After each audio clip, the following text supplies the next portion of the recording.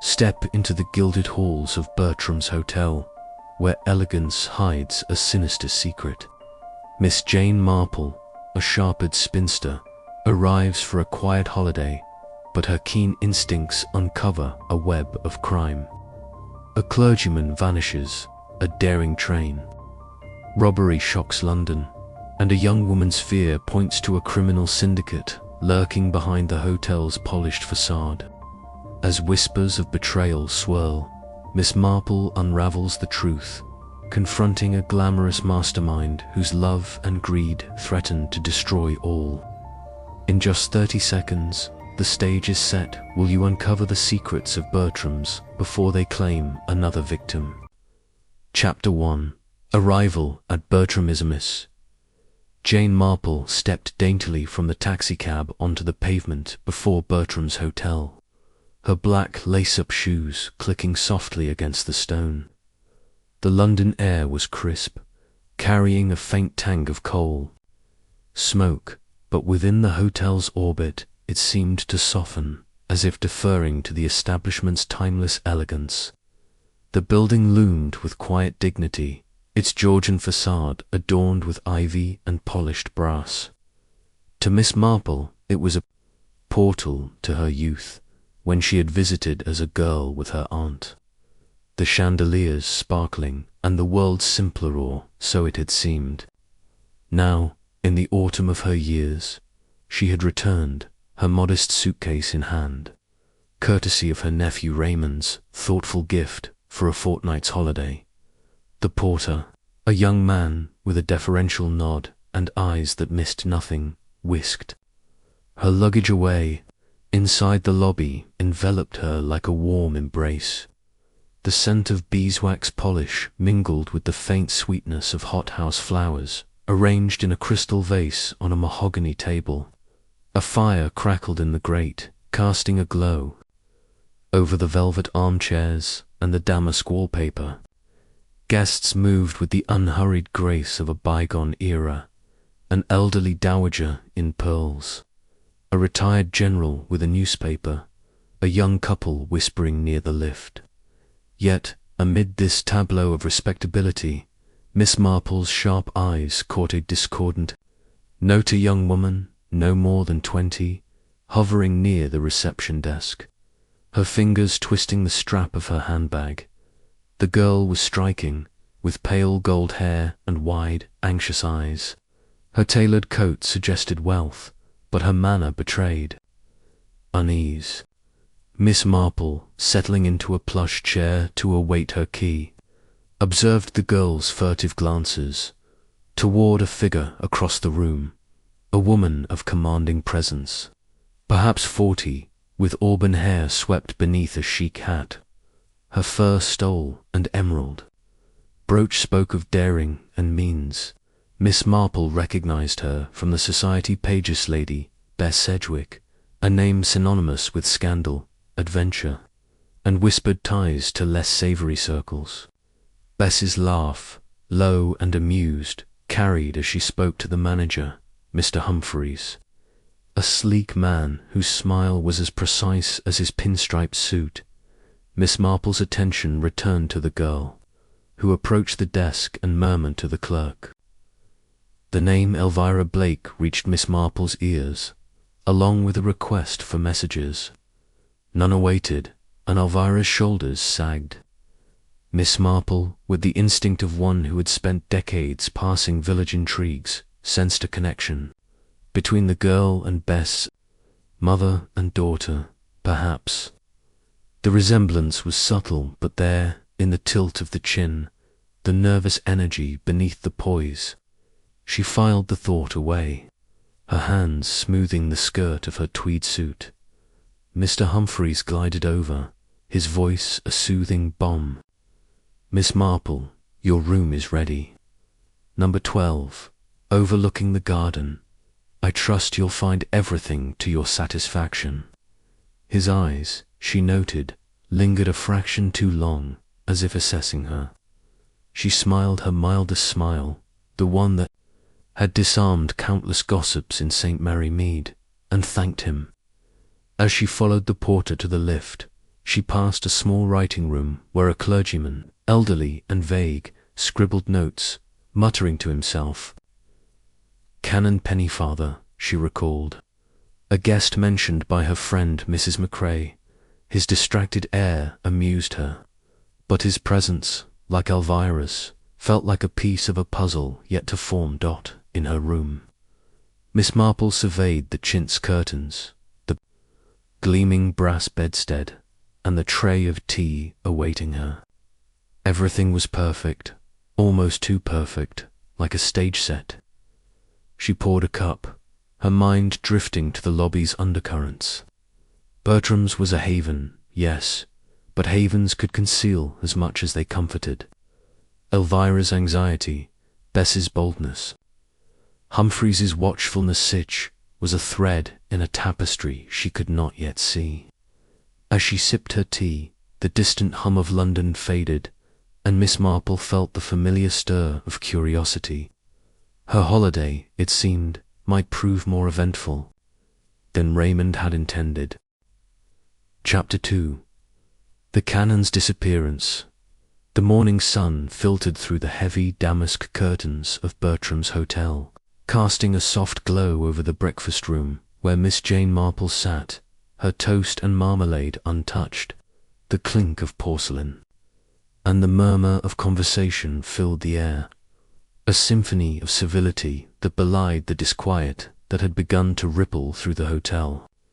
Miss Marple, her pale blue eyes alert behind her spectacles, had chosen a corner table, ideal for observing the comings and goings of guests. Her knitting lay beside her, a skein of soft grey wool and a half-finished scarf, but her needles were still. She was listening, her mind attuned to the undercurrents that her long years in St. Mary Mead had taught her to detect. The topic on every tongue was the sudden disappearance of Canon Pennyfather, the elderly clergyman whose vague, kindly presence had been a fixture in the hotel's lounges. He had not been seen since the previous evening, when he had announced his intention to attend a biblical scholarship conference at the Athenaeum Club. His absence from breakfast was noted first by the head waiter, Mr. Willis, whose furrowed brow betrayed a rare lapse in his professional composure. By mid-morning, the whispers had grown into a hum of speculation, and Miss Marple, with her knack for being unobtrusively present, had pieced together the essentials. Canon Pennyfather, it seemed, was a creature of habit, his days structured by the comforting predictability of meals, naps, and scholarly pursuits. His room, number 19, had been found empty, his bed unslept in, his suitcase undisturbed save for a missing overcoat and a small leather case, presumably for his conference papers.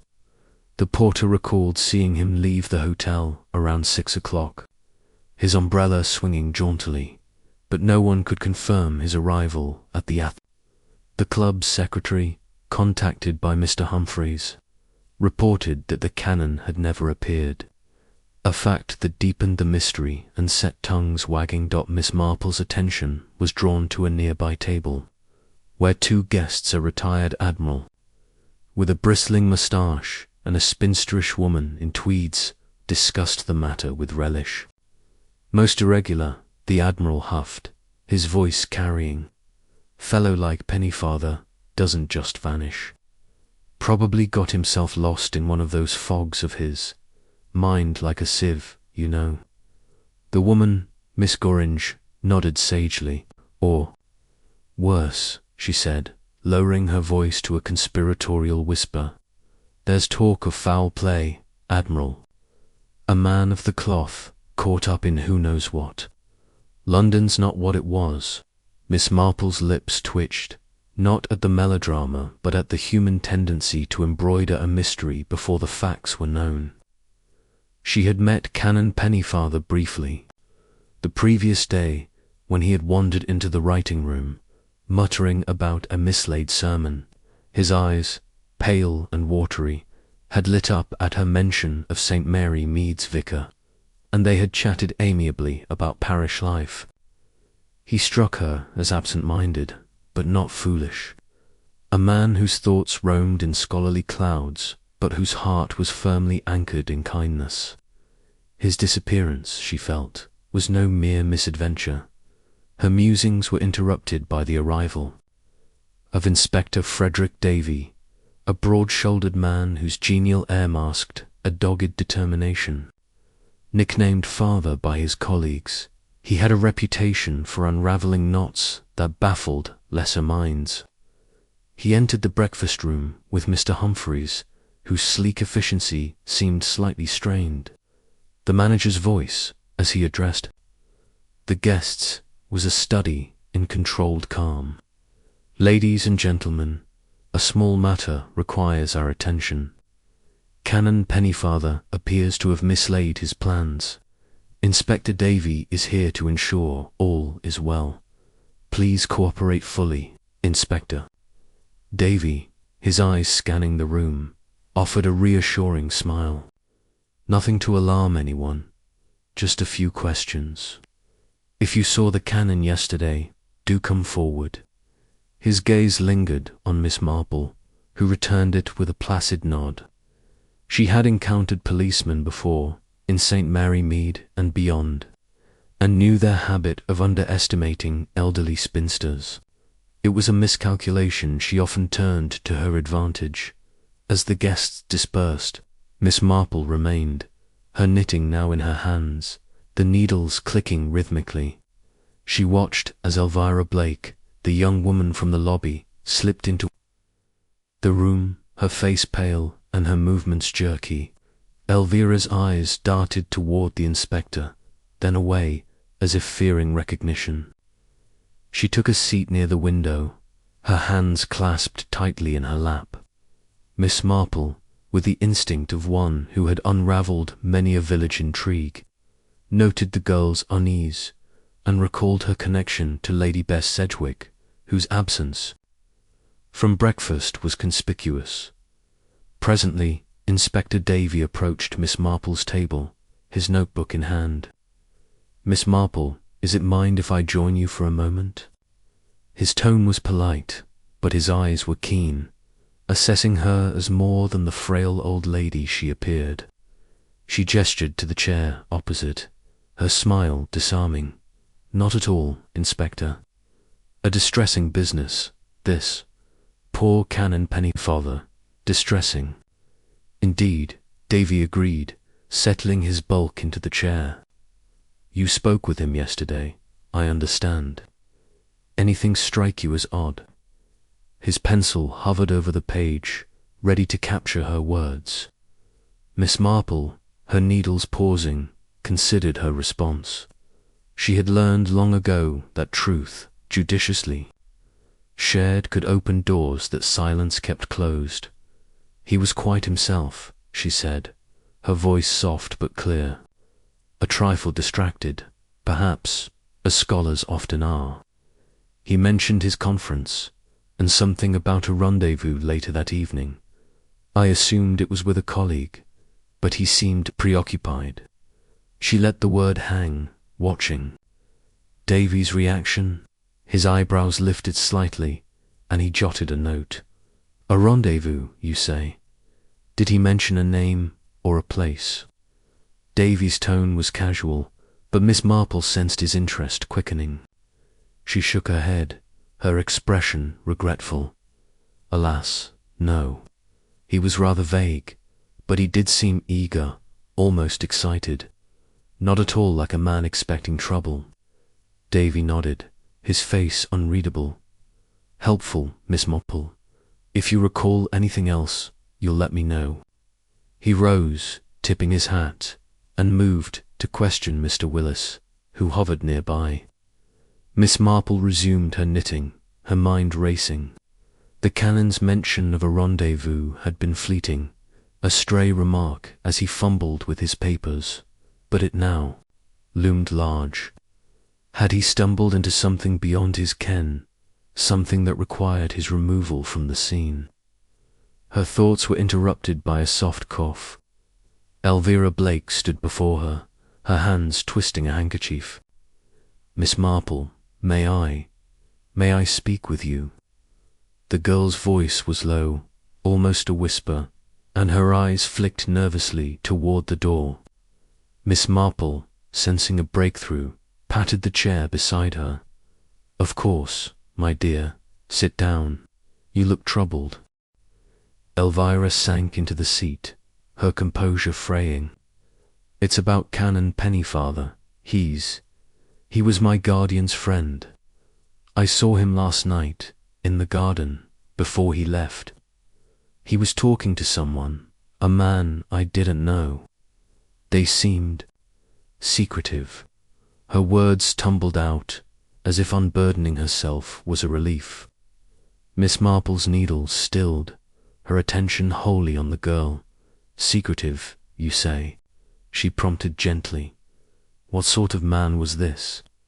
Her tone was that of a kindly aunt, but her mind was razor-sharp, cataloguing every detail. Elvira hesitated, then described a tall figure in a dark coat, his face obscured by a hat. He had an accent, I think. Foreign, maybe. The canon looked nervous, but he went with him. I didn't think much of it then, but now. Her voice trailed off, and she bit her lip. Miss Marple's thoughts raced. A foreign stranger, a clandestine meeting, and now the canon's absence was a pattern, one that suggested more than a simple misadventure. She patted Elvira's hand, her touch reassuring. You've done right to tell me, my dear. The inspector should know this. Shall I pass it on, or would you prefer to speak to him yourself? Her question was calculated, testing the girl's nerve. Elvira shook her head vehemently. No, please, you tell him. I don't want to get involved. She rose abruptly, her eyes darting to the door again, and hurried away. Miss Marple watched her go, her mind turning over the new information. The garden meeting suggested a purpose to the canon's disappearance, one that might involve someone within the hotel's orbit. Her gaze drifted to Mr. Humphreys, who was conferring with the porter in hushed tones. His calm was too perfect, his movements too precise, like an actor playing a part. As the morning wore on, Miss Marple took a turn in the hotel's garden, a secluded square of clipped hedges and late blue roses. The air was cool, and the gravel crunched under her sensible shoes. She paused where Elvira had indicated, near a stone bench half hidden by a yew tree. The ground was soft, and she noted faint footprints, one set larger than the other, leading toward a side gate. The gate, she found, opened onto a narrow alley, a discreet exit from Bertram's pristine world. It was the sort of place where secrets could slip away unnoticed. Returning to the lounge, Miss Marple settled into her favourite armchair. Her knitting resumed as a cover for her thoughts. The hotel's elegance, she reflected, was a facade, as polished and deceptive as a stage set. Canon Pennyfather's disappearance was no accident. She was certain, but a move in a larger game. The players Elvira, Bess Sedgwick, Mr. Humphreys, perhaps even the mysterious stranger were beginning to take shape in her mind. She recalled a similar incident in St. Mary Mead, when the vicar's cousin had vanished after a cryptic meeting, only to be found entangled in a smuggling ring. Human nature, she mused, was the same everywhere. Whether in a village or a grand hotel, Inspector Davyy reappeared, his face graver than before. He approached Miss Marple, his notebook now bulging, with notes. A word, Miss Marple, if you please. We've had a development. His voice was low, and he glanced around to ensure privacy. She set aside her knitting, her expression attentive. Of course, Inspector. What have you found? He leaned closer, his voice barely above a whisper. The canon's leather case was found in a dustbin near King's Cross. Empty, save for a train timetable circled for a late departure. Not to the Athenaeum, mind you, but to a small station in Kent. Doesn't add up. His eyes searched hers, seeking insight. Miss Marple's heart quickened, but her face remained serene. Most curious, she said. A timetable suggests a journey, but not the one he intended. Perhaps he was led astray, or persuaded. She let the word linger, watching Davy's reaction. He nodded slowly, his respect for her growing. Persuaded, eh? That's what I'm thinking. Someone wanted him out of the way, but why? He's no threat, not with that woolly head of his. Miss Marple's smile was faint. Even woolly heads, Inspector, can stumble upon secrets. The Canon may have seen or heard something he shouldn't have. She paused, then added, Miss Blake mentioned seeing him in the garden last night, with a stranger.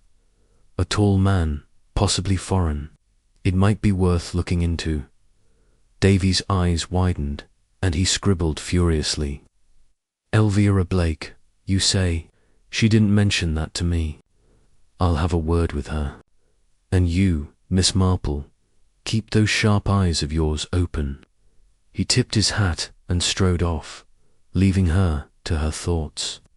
The lounge was quieter now, the guests dispersed to their rooms or the city beyond, but the air felt heavier, as if the hotel itself held its breath. Miss Marple picked up her knitting, her needles moving with mechanical precision. The Canons' disappearance, the stranger in the garden. The discarded case-it was a puzzle, and she was beginning to see its shape. Bertram's, with its polished surfaces and hidden alleys, was more than a hotel. It was a stage, and someone was directing a very careful performance. As she worked her stitches, she thought of Beth Sedgwick, whose absence from the morning's drama was as telling as her presence would have been. The game, Miss Marple knew, was only beginning, and she intended to play her part with all the cunning of a St. Mary Mead spinster. Chapter 3. The Train Robbery, the Morning Papers. Delivered to Bertrams Hotel with the precision of a Swiss clock, lay neatly fanned on the mahogany table in the lounge. Their headlines screamed of audacity: mail train, heist shocks, Nishan jewels, and cash vanish. Miss Jane Marple, seated in her usual armchair by the window, adjusted her spectacles and scanned the front page of the Times. The article detailed a robbery of breathtaking nerve. A Royal Mail train, bound from London to the north, had been halted in the dead of night by a false signal. Masked men, moving with military precision, had uncoupled the mail carriage, rifled its contents, and escaped with a fortune in diamonds, sapphires, and bank. The police, the paper noted, were baffled, with no trace of the culprits save a single tire track in the mud near a rural crossing. Miss Marple folded the paper thoughtfully, her knitting idle in her lap. The robbery, so bold and meticulously planned, felt like a piece of the puzzle that had begun with Canon Pennyfather's disappearance. Bertram's, with its air of genteel calm, seemed an unlikely nexus for such drama, yet her instincts, honed by years of unravelling village intrigues, told her otherwise. The hotel's guests, she observed, were abuzz with the news, their conversations a mix of outrage and fascination. She listened, her mild expression masking the sharpness of her attention, at a nearby table. Colonel Luscombe, a retired military man with a ruddy face and a penchant for loud opinions, held court. "Mark my words, it's the work of foreigners," he declared, brandishing his Daily Telegraph. No Englishman would stoop to such theatrics. Probably some Russian gang, or those Italians who've been skulking about. His companion, a brash American businessman named Mr. Hoffman, chuckled, his cigar smoke curling upward. "Nonsense, Colonel.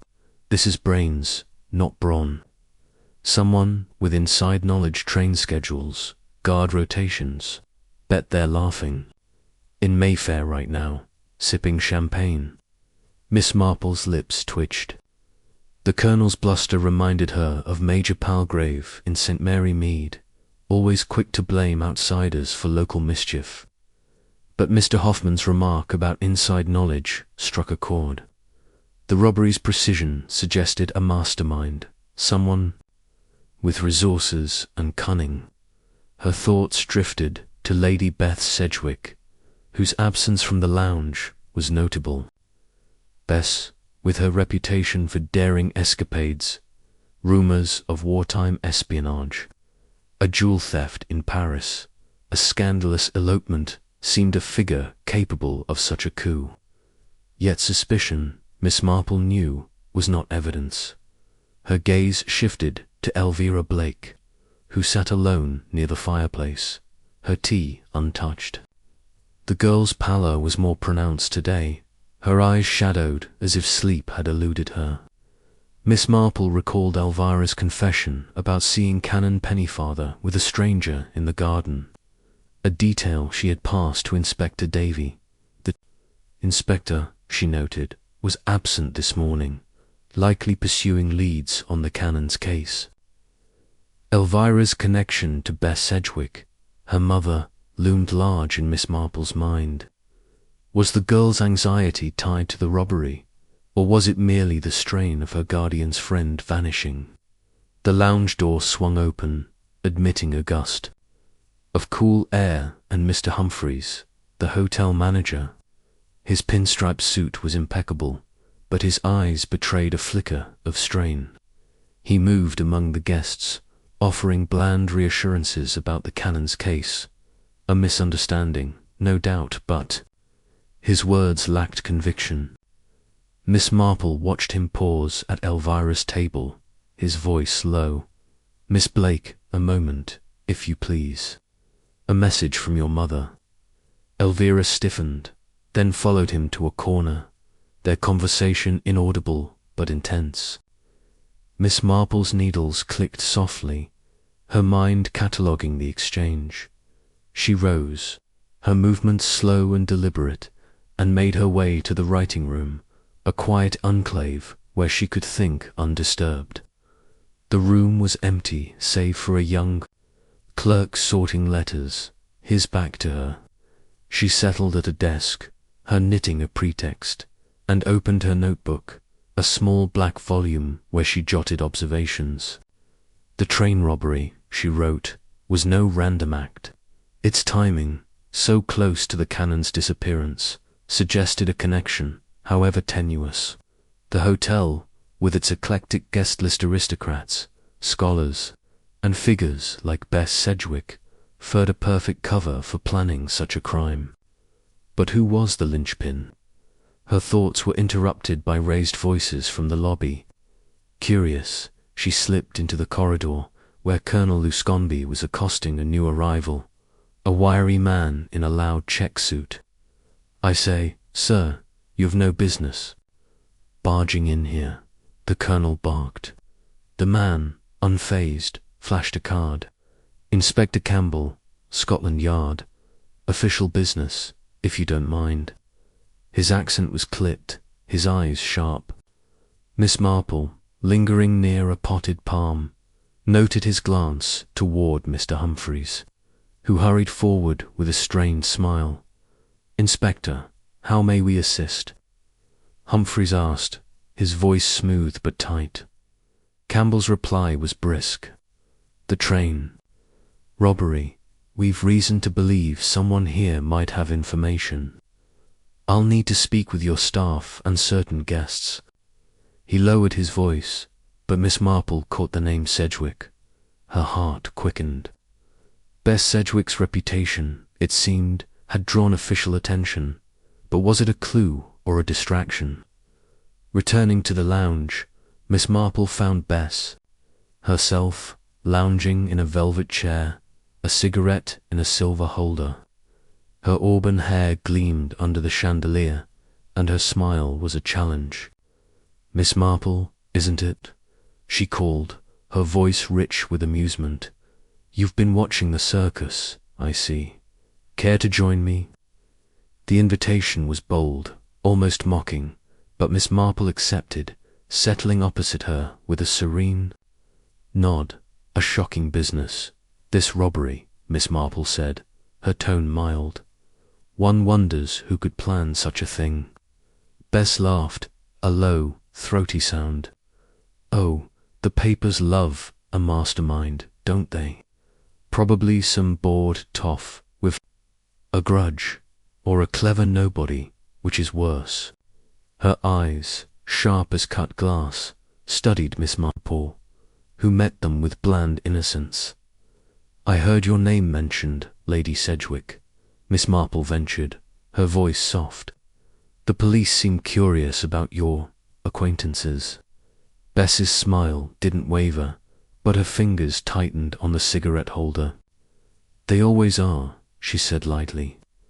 "I've known too many rogues, you see, guilty by association, never by proof."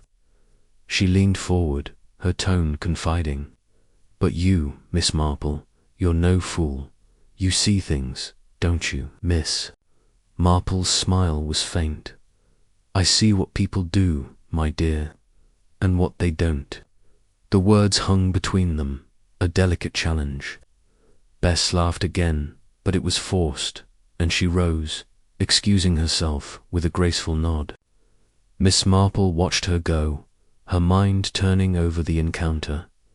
Bess's defiance was a mask. She was certain, but for what? The afternoon brought Inspector Davyy, his genial air tempered by fatigue. He sought Miss Marple in the garden, where she was examining the rose beds, her scarf fluttering in the breeze. "Miss Marple, a word," he said, tipping his hat. She nodded, leading him to a bench. "You've heard about the train job, I reckon," he began. "Nasty business. We're stretched thin, what with the Canons still missing. But there's a link, I'm sure of it." Miss Marple's eyes brightened. "A link, Inspector. Do tell." Davyy hesitated, then confided, "That tire track from the robbery matches a car scene near Bertram's last week. A sports model, driven by a chap we know, Ladislas Molinowski. Polish, bit of a rogue, and he's thick with Lady Sedgwick." His tone was cautious, but Miss Marple sensed his excitement. "Molinowski," she repeated, recalling Elvira's mention of a foreign stranger. "Was he seen with Canon Pennyfather, perhaps?" Davyy shook his head. "Not yet, but we're looking. The Canons case is queer enough without this robbery mucking things up. That timetable in his case, Kent, not London, makes no sense." Miss Marple nodded, her mind racing. The Canons' journey, the robbery, Molinowski's career, was a tangle, but patterns were emerging. "Inspector, have you spoken to Miss Blake again?" she asked. "She's delicate, but she knows more than she says." Davy's eyes narrowed. "You think she's holding back? I'll have another go at her. And you, Miss Marple, keep those ears open. You're sharper than half my men." He chuckled, but his respect was clear. As he left, Miss Marple lingered, her gaze on the side gate where the Canons' footprints had led. The alley beyond, she knew, could hide a multitude of sins. That evening, the lounge was subdued, the robbery casting a pall over the hotel's elegance. Miss Marple, dining alone, observed the guests with renewed focus. Colonel Luscombe, now subdued, muttered about law and order. Mr. Hoffman, his cigar unlit, spoke of returning to New York, where things make sense. Elvira, dining with a stern-faced woman, her governess, perhaps kept her eyes down, her fork moving mechanically. Bess Sedgwick was absent, but her presence lingered, a shadow over the room. After dinner, Miss Marple retired to her room, her notebook open. She wrote, "Train robbery, planned, precise. Molinowski's car, Bess's influence, Canons' disappearance, Elvira's fear, Humphreys's calm, a pattern but incomplete. She paused, then added, Bertram's is the key. Too perfect, too staged. Closing the book, she gazed out at the darkened garden, where secrets seemed to whisper in the shadows. The robbery, she felt, was a bold stroke, but the Canon's fate was the heart of the mystery. In St. Mary Mead, she had once solved a theft by noting a gardener's muddy boots. Here, the clues were subtler, but no less telling, that as she prepared for bed, a distant sound caught her ear, a car engine, low and powerful, in the alley beyond the gate. She peered through her curtains, glimpsing a sleek shape vanishing into the night. Molinovsky, perhaps, or another player in this intricate game.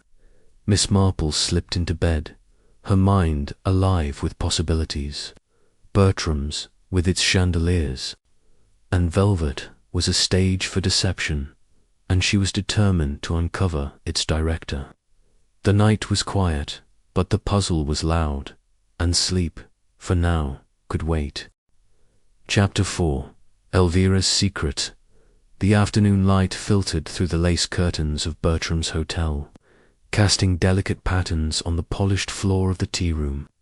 Miss Jane Marple sat at a small round table, a pot of Earl Grey and a plate of scones before her, though her attention was not on the repast. Her hands, delicate but steady, held her knitting a soft grey scarf that grew with each rhythmic click of her needles. The tea-room, with its chintz upholstery and tinkling teaspoons, was a haven of civility, yet Miss Marple's keen eyes missed nothing. The guests, sipping tea and exchanging pleasantries, seemed oblivious to the undercurrents she had begun to sense. Currents that swelled around the disappearance of Canon Pennyfather and the audacious train robbery now dominating the headlines. Her gaze settled on Elvira Blake, seated alone at a corner table, her slender fingers crumbling a biscuit she had no intention of eating. The girl's pale gold hair was neatly pinned, her tailored dress impeccable, but her face betrayed a turmoil that Miss Marple recognized from her years in St. Mary Mead.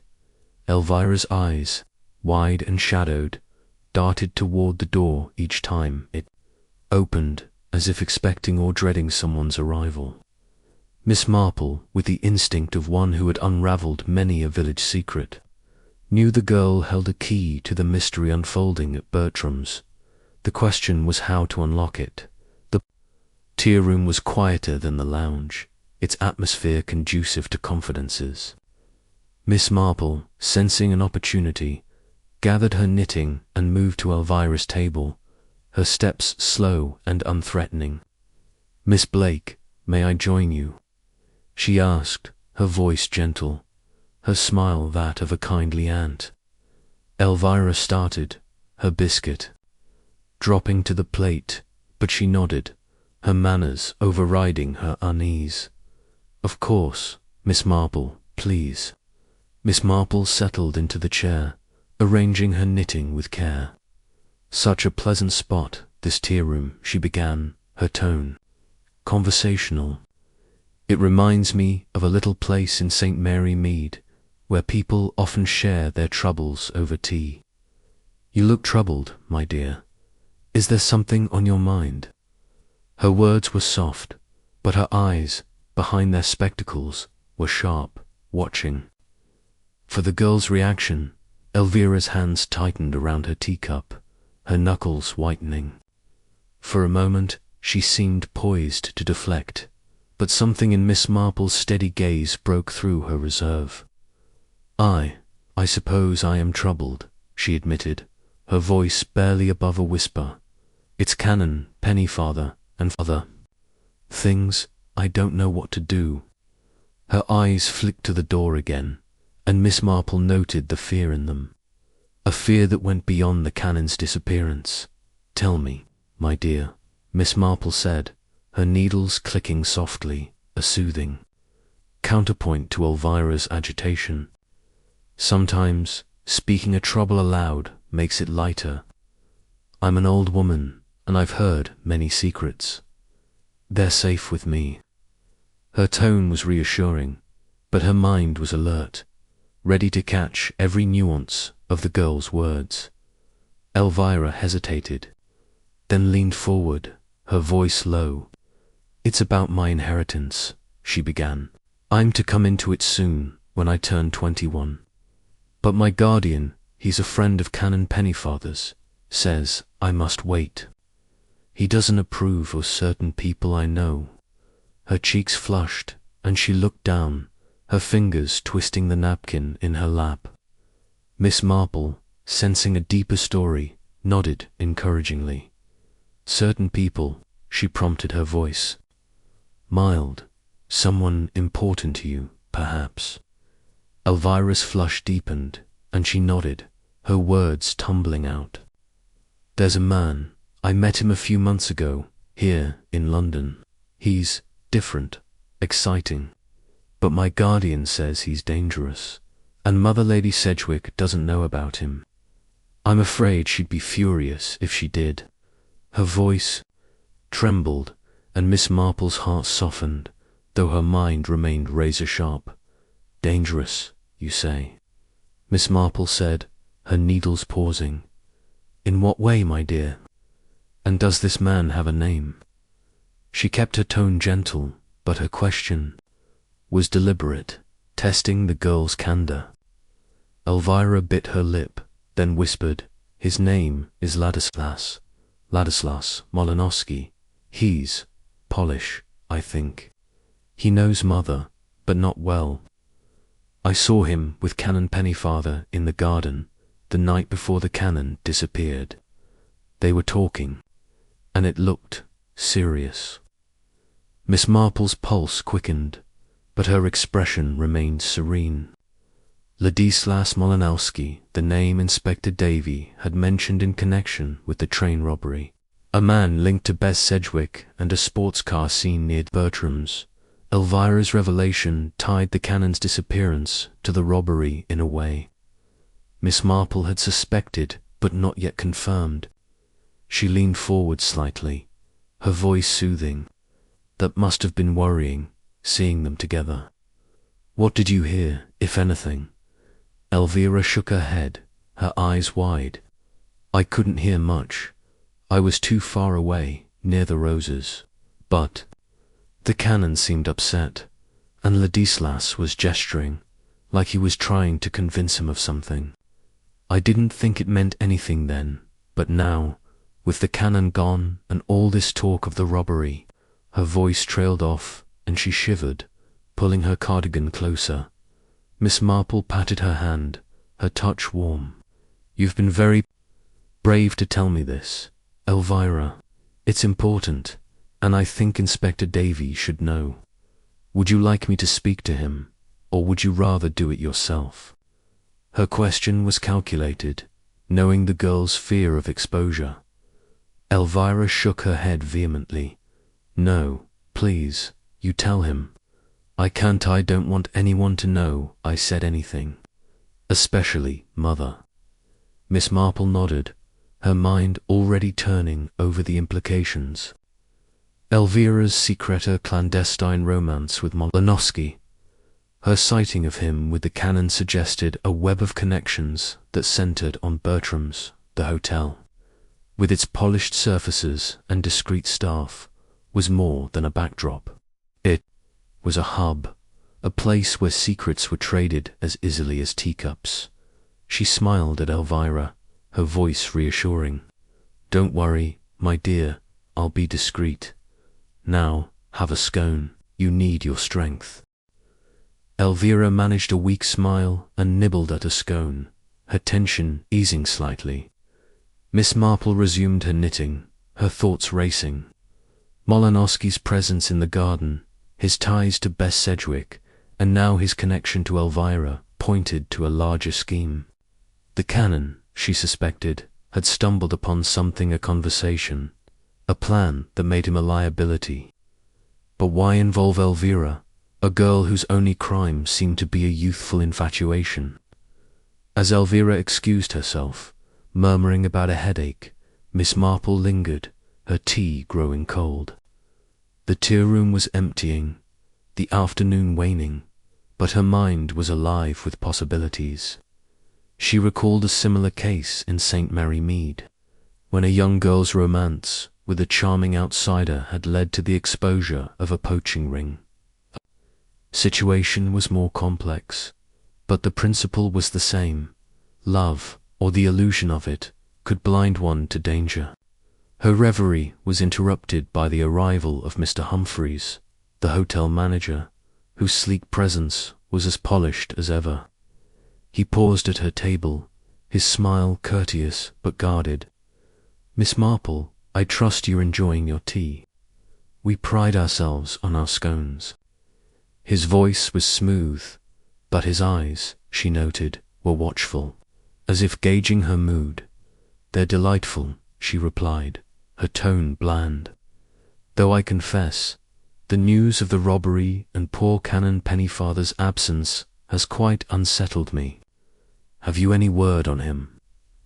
Her question was innocent, but her gaze was steady, probing for a reaction.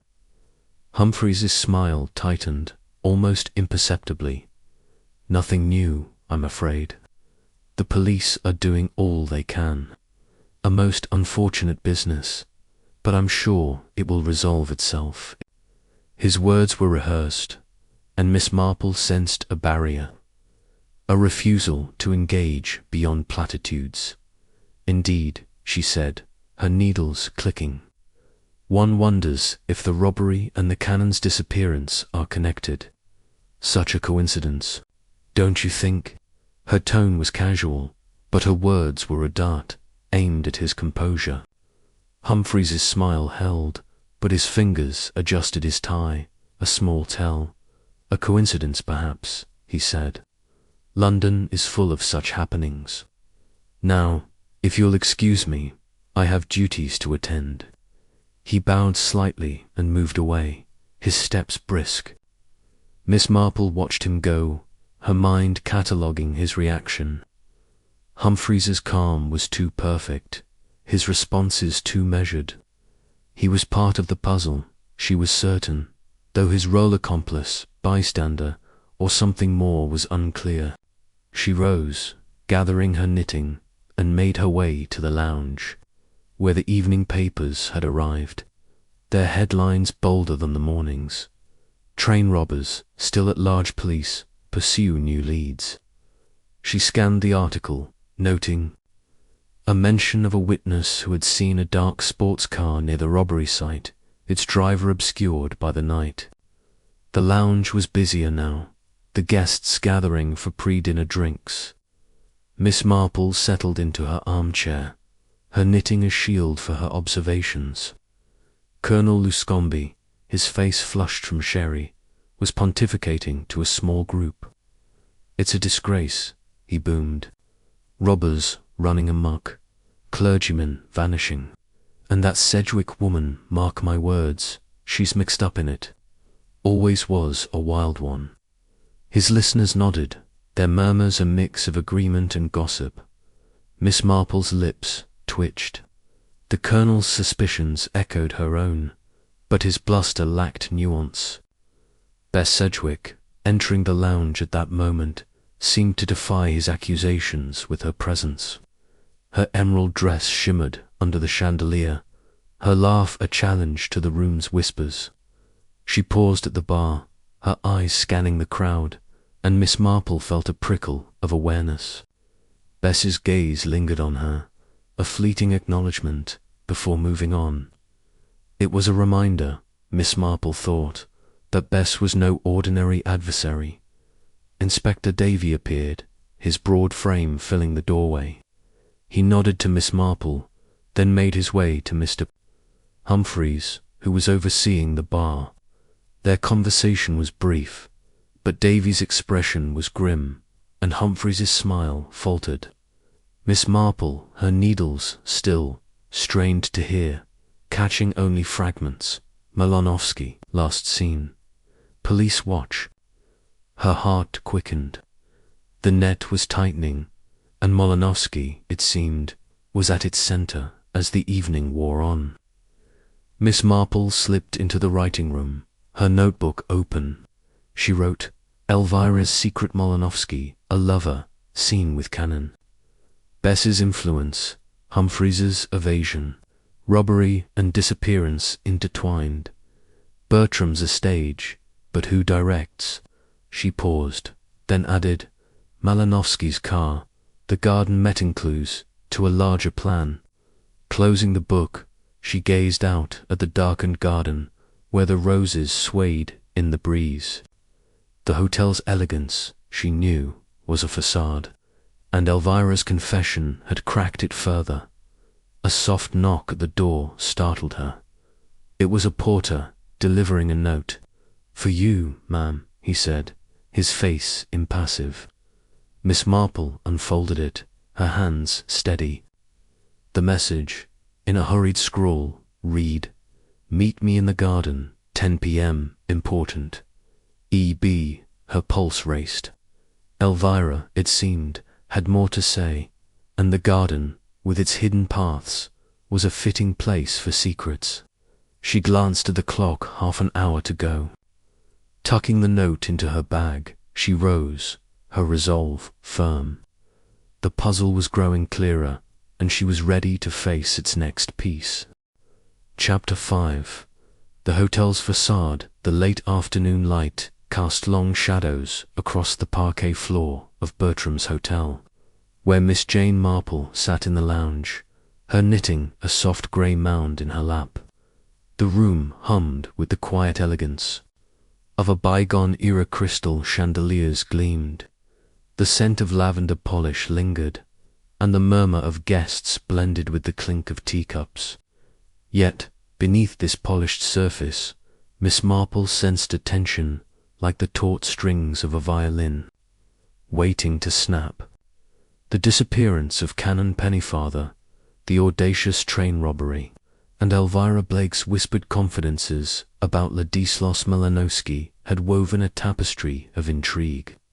And Bertram's, she was certain, was its loom. Her eyes, sharp behind her spectacles, scanned the room.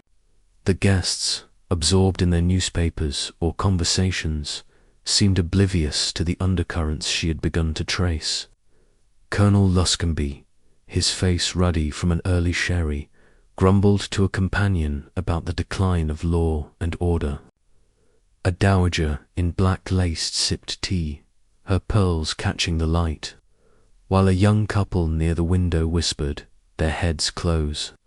Miss Marple's gaze lingered on Mr. Humphreys, the manager, who moved among the tables with the grace of a dancer, his smile as fixed as a mask.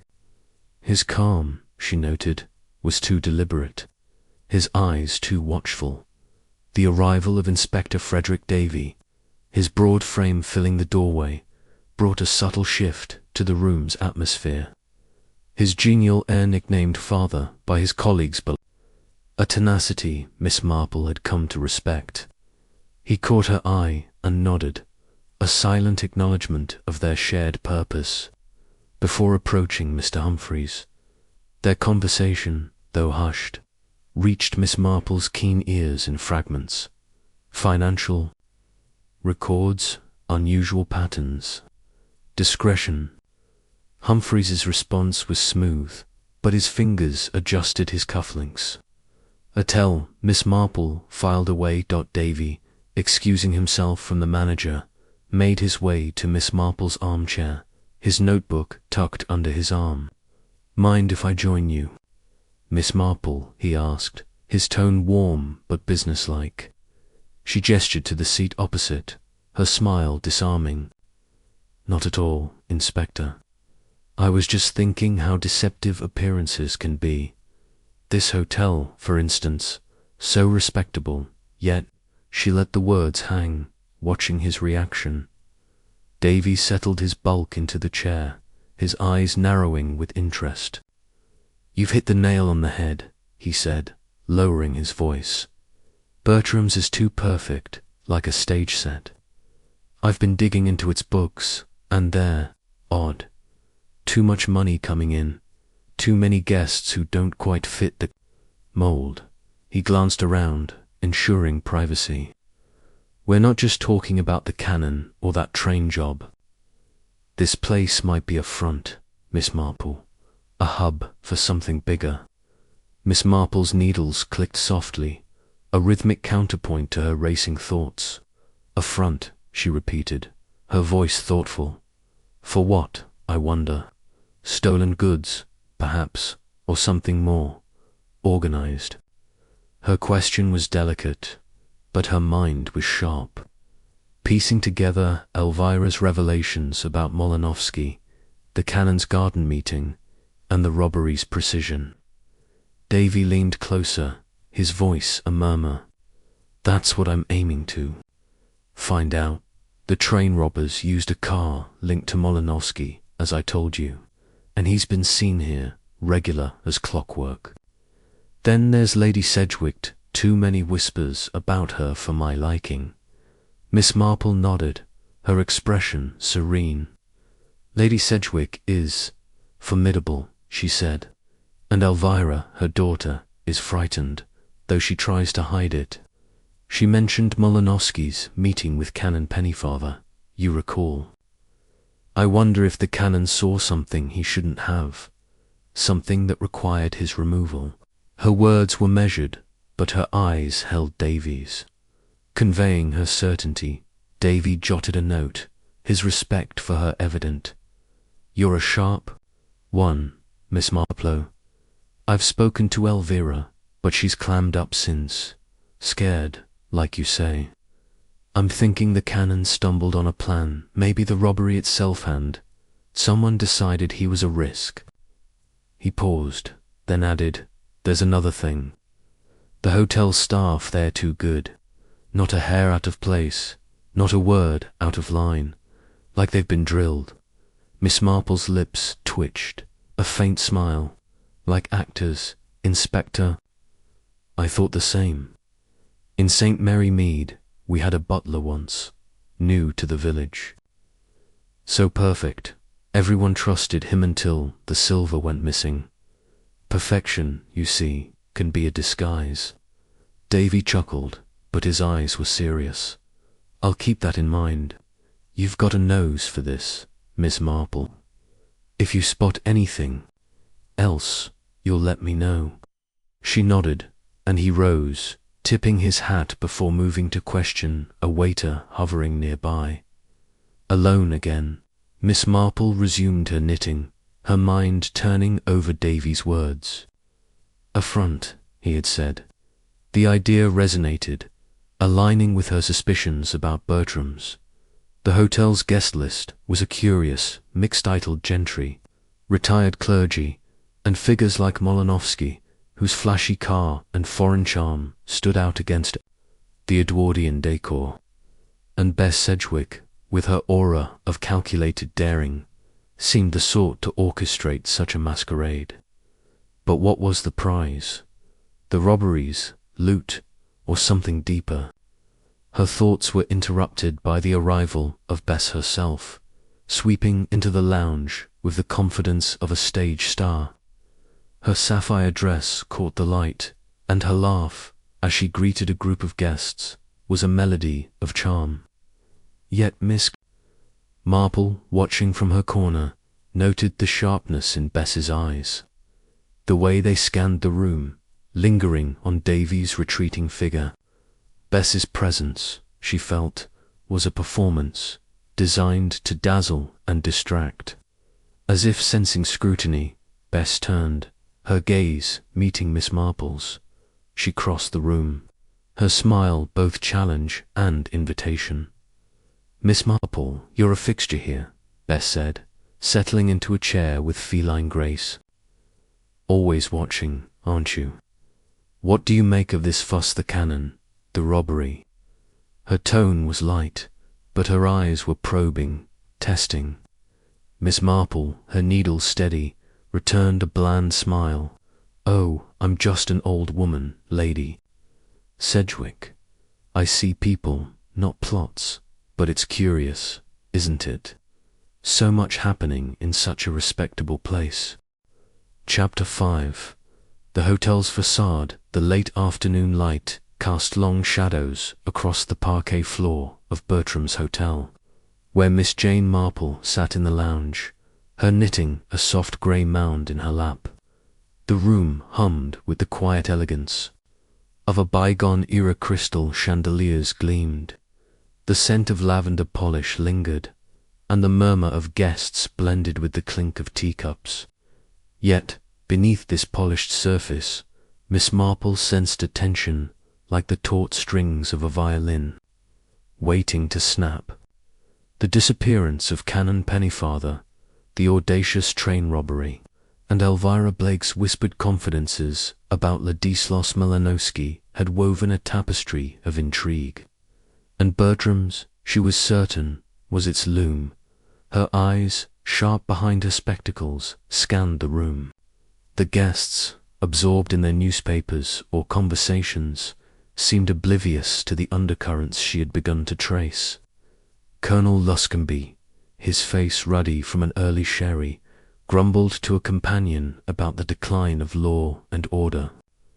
A dowager in black lace sipped tea, her pearls catching the light, while a young couple near the window whispered, their heads close. Miss Marple's gaze lingered on Mr. Humphreys, the manager, who moved among the tables with the grace of a dancer, his smile as fixed as a mask. His calm, she noted, was too deliberate, his eyes too watchful.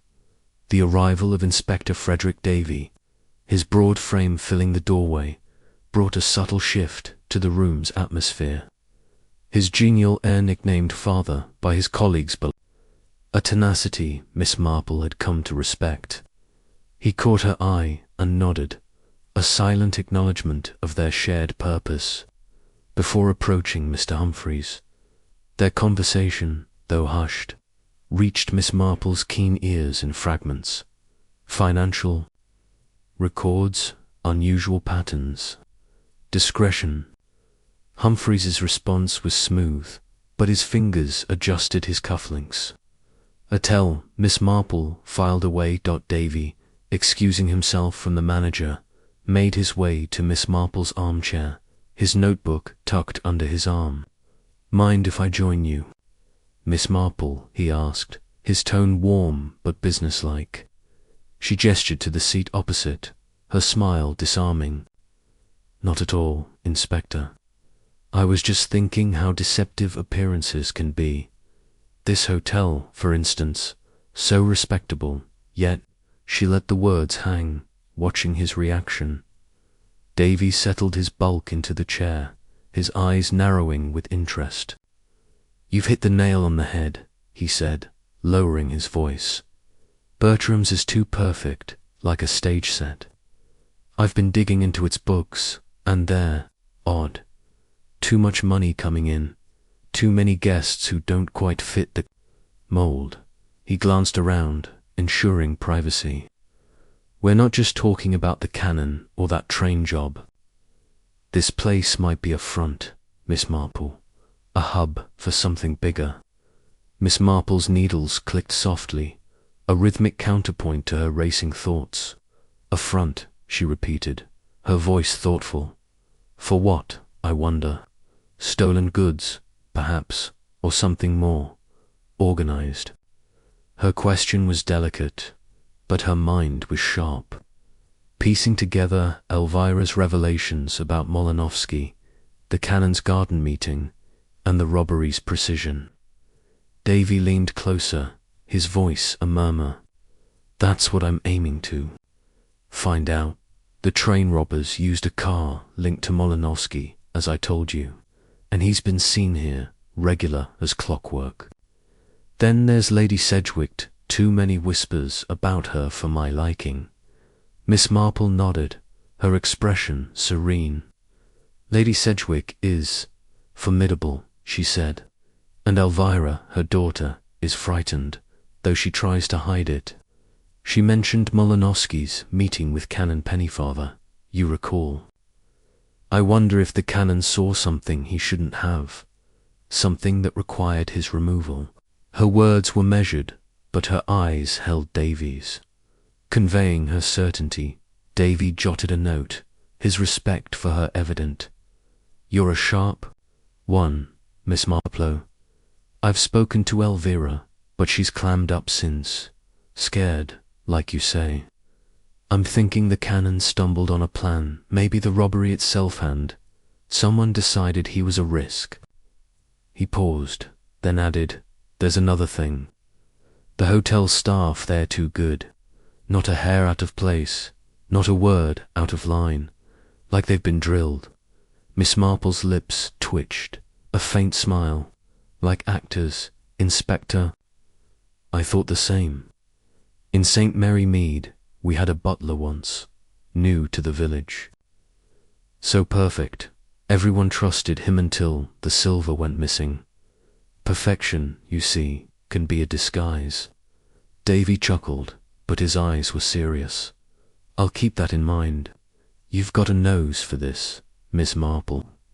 If you spot anything else, you'll let me know. She nodded, and he rose, tipping his hat before moving to question a waiter hovering nearby. Alone again, Miss Marple resumed her knitting, her mind turning over Davy's words. A front, he had said. The idea resonated, aligning with her suspicions about Bertrams. The hotel's guest list was a curious, mixed-titled gentry, retired clergy, and figures like Molinovsky, whose flashy car and foreign charm stood out against the Edwardian decor. And Bess Sedgwick, with her aura of calculated daring, seemed the sort to orchestrate such a masquerade. But what was the prize? The robberies, loot, or something deeper? Her thoughts were interrupted by the arrival of Bess herself, sweeping into the lounge with the confidence of a stage star. Her sapphire dress caught the light, and her laugh, as she greeted a group of guests, was a melody of charm. Yet Miss Marple, watching from her corner, noted the sharpness in Bess's eyes, the way they scanned the room, lingering on Davy's retreating figure. Bess's presence, she felt, was a performance, designed to dazzle and distract. As if sensing scrutiny, Bess turned, her gaze meeting Miss Marple's. She crossed the room, her smile both challenge and invitation. Miss Marple, you're a fixture here, Bess said, settling into a chair with feline grace. Always watching, aren't you? What do you make of this fuss, the Canon, the robbery? Her tone was light, but her eyes were probing, testing. Miss Marple, her needle steady, returned a bland smile. Oh, I'm just an old woman, lady. Sedgwick, I see people, not plots, but it's curious, isn't it? So much happening in such a respectable place. Chapter 6. A midnight encounter. The clock in Miss Jane Marple's room at Bertrams Hotel struck 11. Its chime a soft echo in the stillness of the night. Sleep, usually a faithful companion, eluded her, driven away by the tangle of clues that had woven themselves into her thoughts. The disappearance of Canon Pennyfather, the train robbery's brazen precision, Elvira Blake's fearful confidences about Ladislas Molinovsky, and Inspector Davy's suspicions of the hotel as a criminal frontal pointed to a mystery deeper than the polished surfaces of Bertram's suggested. Miss Marple, her shawl draped over her shoulders, sat by the window, her knitting untouched. The garden below, bathed in moonlight, seemed to whisper secrets, and she felt an urge to explore, to see what the night might reveal, slipping on her sensible shoes and a dark coat. She moved quietly into the corridor, her steps muffled by the thick carpet. The hotel was hushed, its grandeur softened by shadows, but the air held a tension as if it, too, waited for something to break.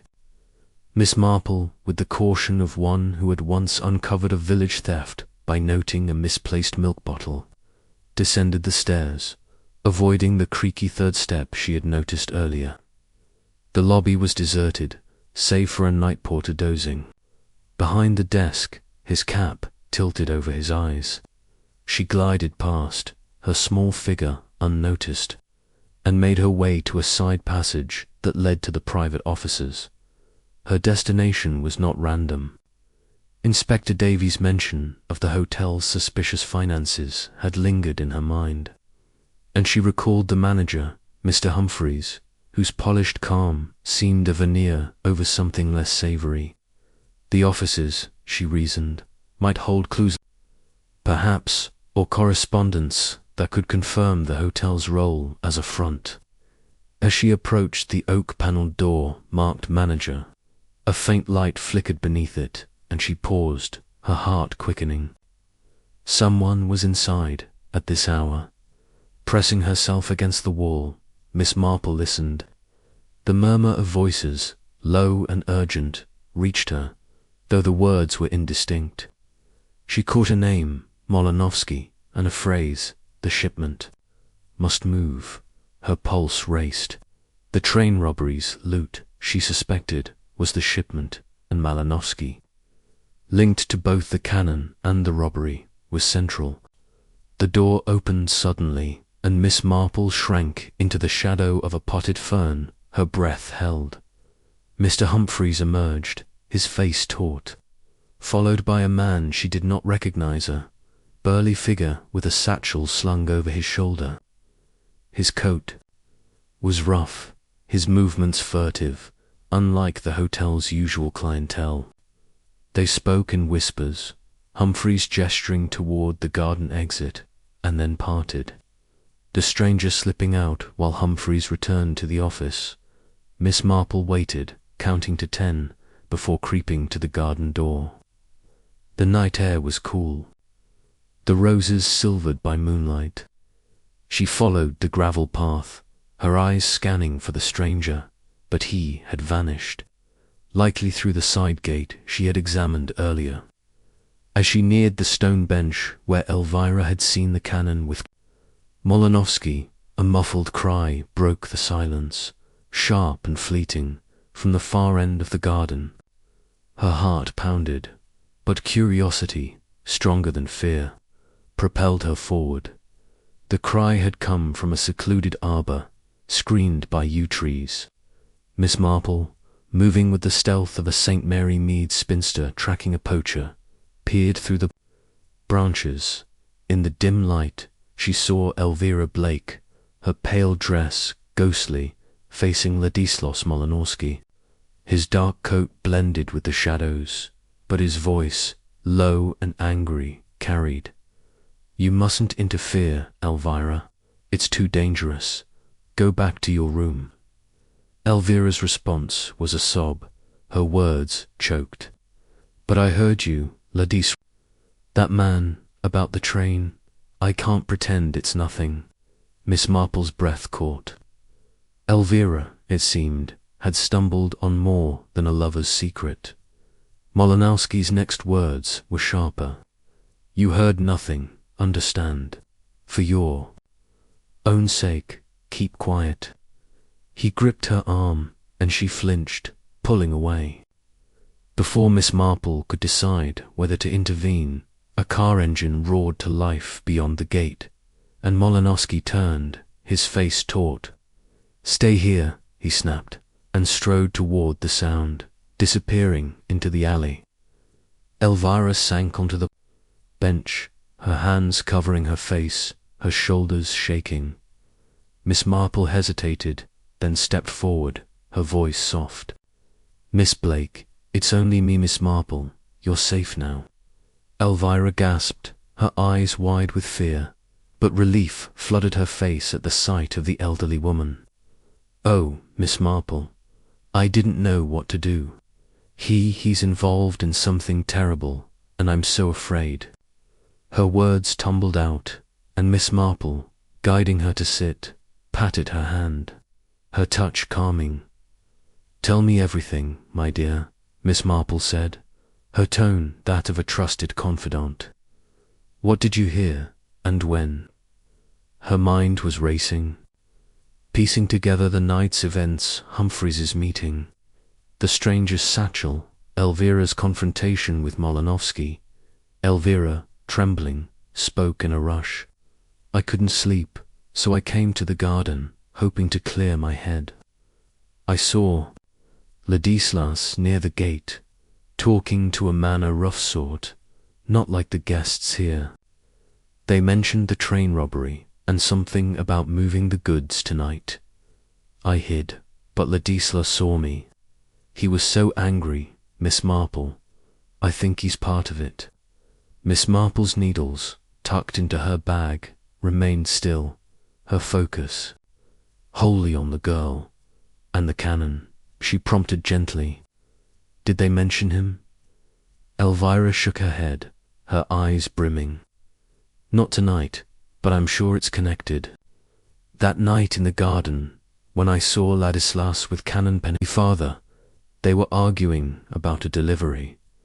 I thought it was about me, about us, but now her voice broke, and Miss Marple's heart softened, though her mind remained. Razor sharp. You've been very brave, Miss Marple said, her voice soothing. This is important, Elvira, and we must tell Inspector Davyy. But for now, you must go to your room and lock the door. Don't speak of this to anyone else, not even your mother. Elvira nodded, her fear tempered by trust in the older woman. Miss Marple escorted her to the garden door, watching as she slipped inside, her footsteps fading up the stairs.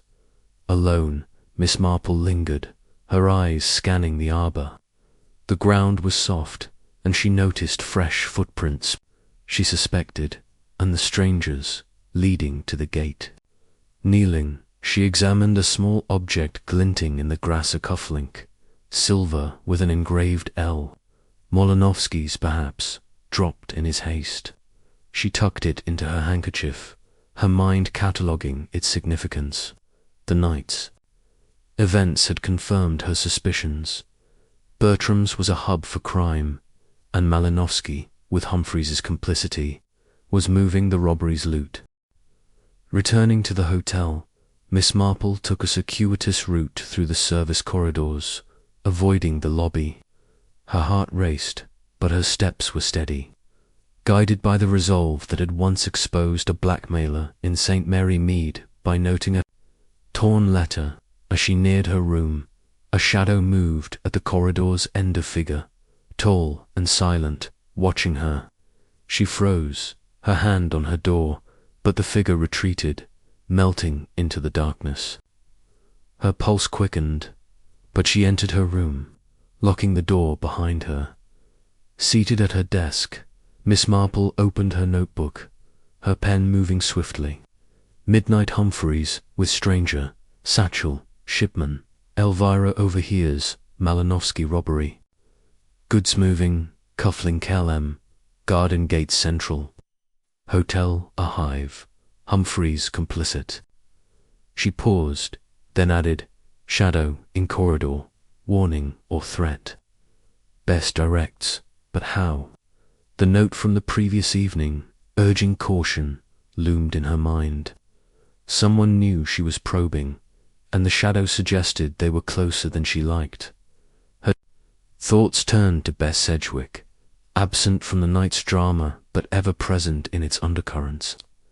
Bess's warning in the lounge, her ties to Molinovski, her influence over Elverol pointed to a woman who thrived on control. Yet Miss Marple sensed a complexity in Bess, a motive beyond greed. Was she protecting Elvira or using her? The Canons' disappearance, she suspected, was a misstep, a reaction to his stumbling on their plans. But the robberies, loot, moving, tonight, suggested a larger operation, one that required the hotel's facade of respectability. Unable to resist, Miss Marple slipped to her window, peering at the alley beyond the gate. The car was gone, but a faint glow, perhaps a sick. Near the wall, someone was watching, guarding the exit. She drew the curtains, her mind racing. The hotel staff, as Davyy had noted, were too perfect, their efficiency a cover for something disciplined, almost military. In St. Mary Mead, she had once uncovered a smuggling ring by noting a grocer's overly precise deliveries. Here, the pattern was grander, but the principle held. She considered confronting Humphreys, but his guarded demeanor warned against it. Instead, she resolved to share her findings with Davyy, whose dogged pursuit she trusted. The cufflink, she decided, would remain her secret for now, a card to play when the moment was right. As she prepared for bed, her shawl draped over the chair, she felt a thrill, not of fear but of purpose.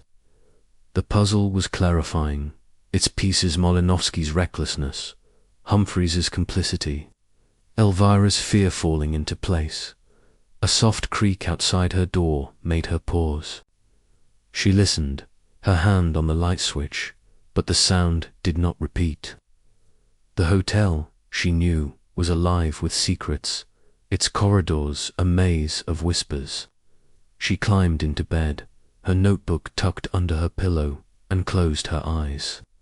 Sleep might come now, but her mind would not rest. Bertram's, with its velvet and varnish, was a stage for deception, and Miss Marple, a quiet spinster from St. Mary Mead, was determined to unmask its players. The night held its breath, and she, too, waited for the dawn. Chapter 7. The Canons return. The morning mist clung to the gardens of Bertrams Hotel, softening the outlines of the rose beds and lending an air of mystery to the already enigmatic establishment.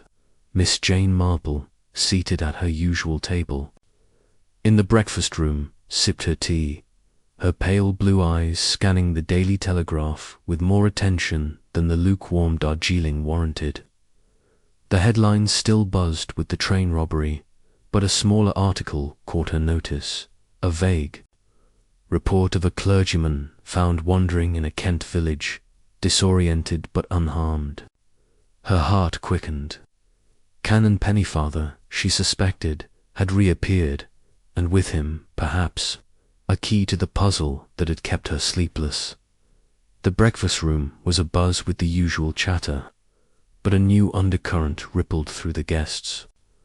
Miss Marple, her knitting tucked beside her, listened as Colonel Luscombe, at a nearby table, expounded to a nervous-looking spinster. Heard the Canon's back, he boomed, his moustache quivering, turned up in some god-forsaken hamlet, babbling nonsense, typical of the man-mind, like a sieve.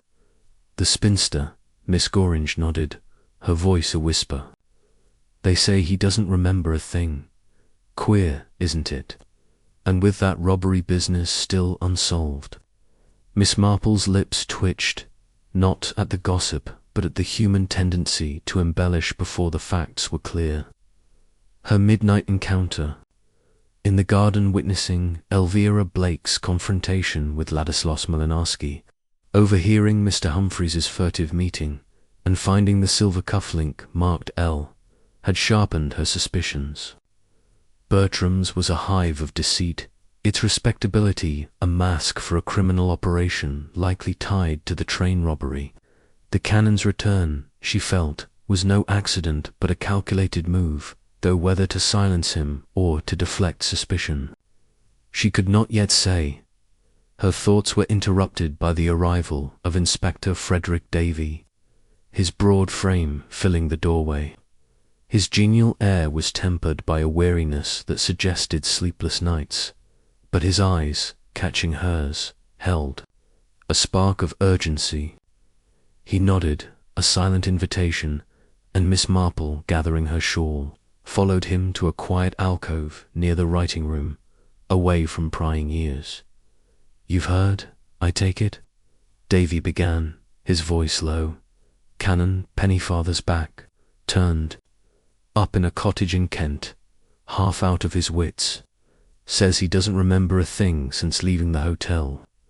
Miss Marple's needles, though idle, seemed to click in her mind, aligning facts. "Most curious," she said, her tone mild. "What state is he in, Inspector? And what does he claim happened?"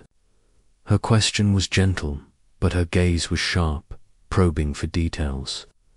Davyy pulled out his notebook, its pages creased from use. "He's at the local station now, being looked over by a doctor. Shaken, disheveled, but no injuries.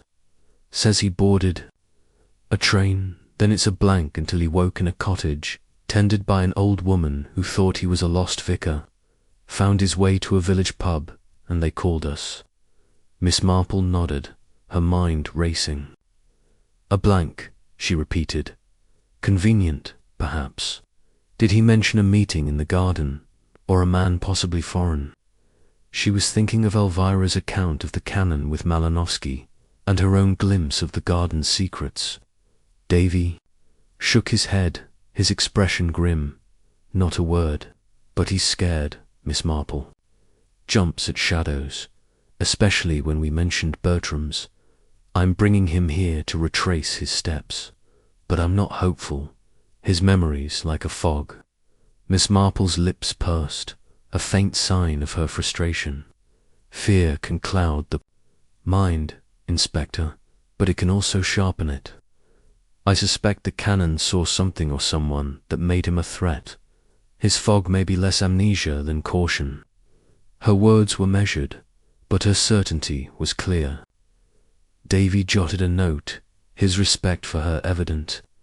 "You're thinking of Malinowski, aren't you? We've got eyes on him, but he's slippery. And that car of his matches the robbery's tire tracks, but no hard proof yet." Miss Marple hesitated, then shared a carefully edited account of her midnight findings, omitting the cufflink for now.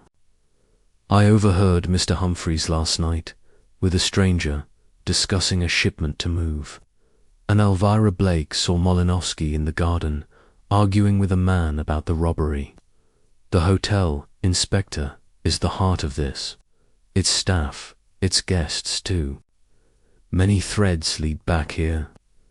Davy's eyes widened, and he scribbled furiously. "You're a marvel, Miss Marple. I'll have a word with Humphreys and Elvira again.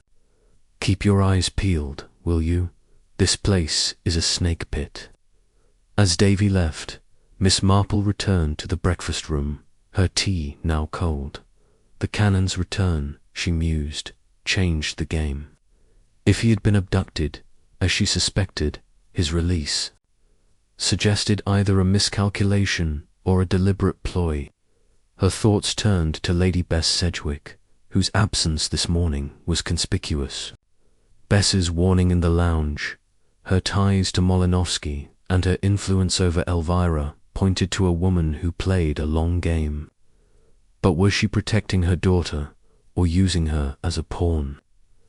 The lounge, where Miss Marple settled with her knitting, was quieter now, the guests dispersing to their morning pursuits. She opened her notebook, her pen moving swiftly. Canon returns, memory gone, abduction, threat neutralized or distraction. Humphreys, Malinowski, shipment robbery loot. Bess absent, but central, hotel a machine, gears hidden. She paused, then added, Canon's fear key to truth. Must see him. Closing the book, she glanced up to find Mr. Humphreys gliding past, his smile as polished as ever. His eyes met hers, and for a moment she saw a flicker of unease. He knew she was watching, and that, she thought, was a card to play.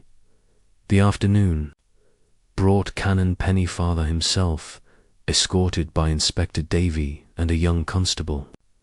The clergyman, usually vague but genial, was a shadow of himself, his coat rumpled, his eyes darting, his hands clutching a worn prayer book. The lounge, where Davyy had arranged for him to rest, buzzed with curiosity, but Miss Marple, seated discreetly near the fireplace, observed without drawing attention. The Canon sank into an armchair, his face pale, and Davyy, kneeling beside him, spoke in a low, reassuring tone. "Just take it slow, sir. Anything you remember, anything at all could help."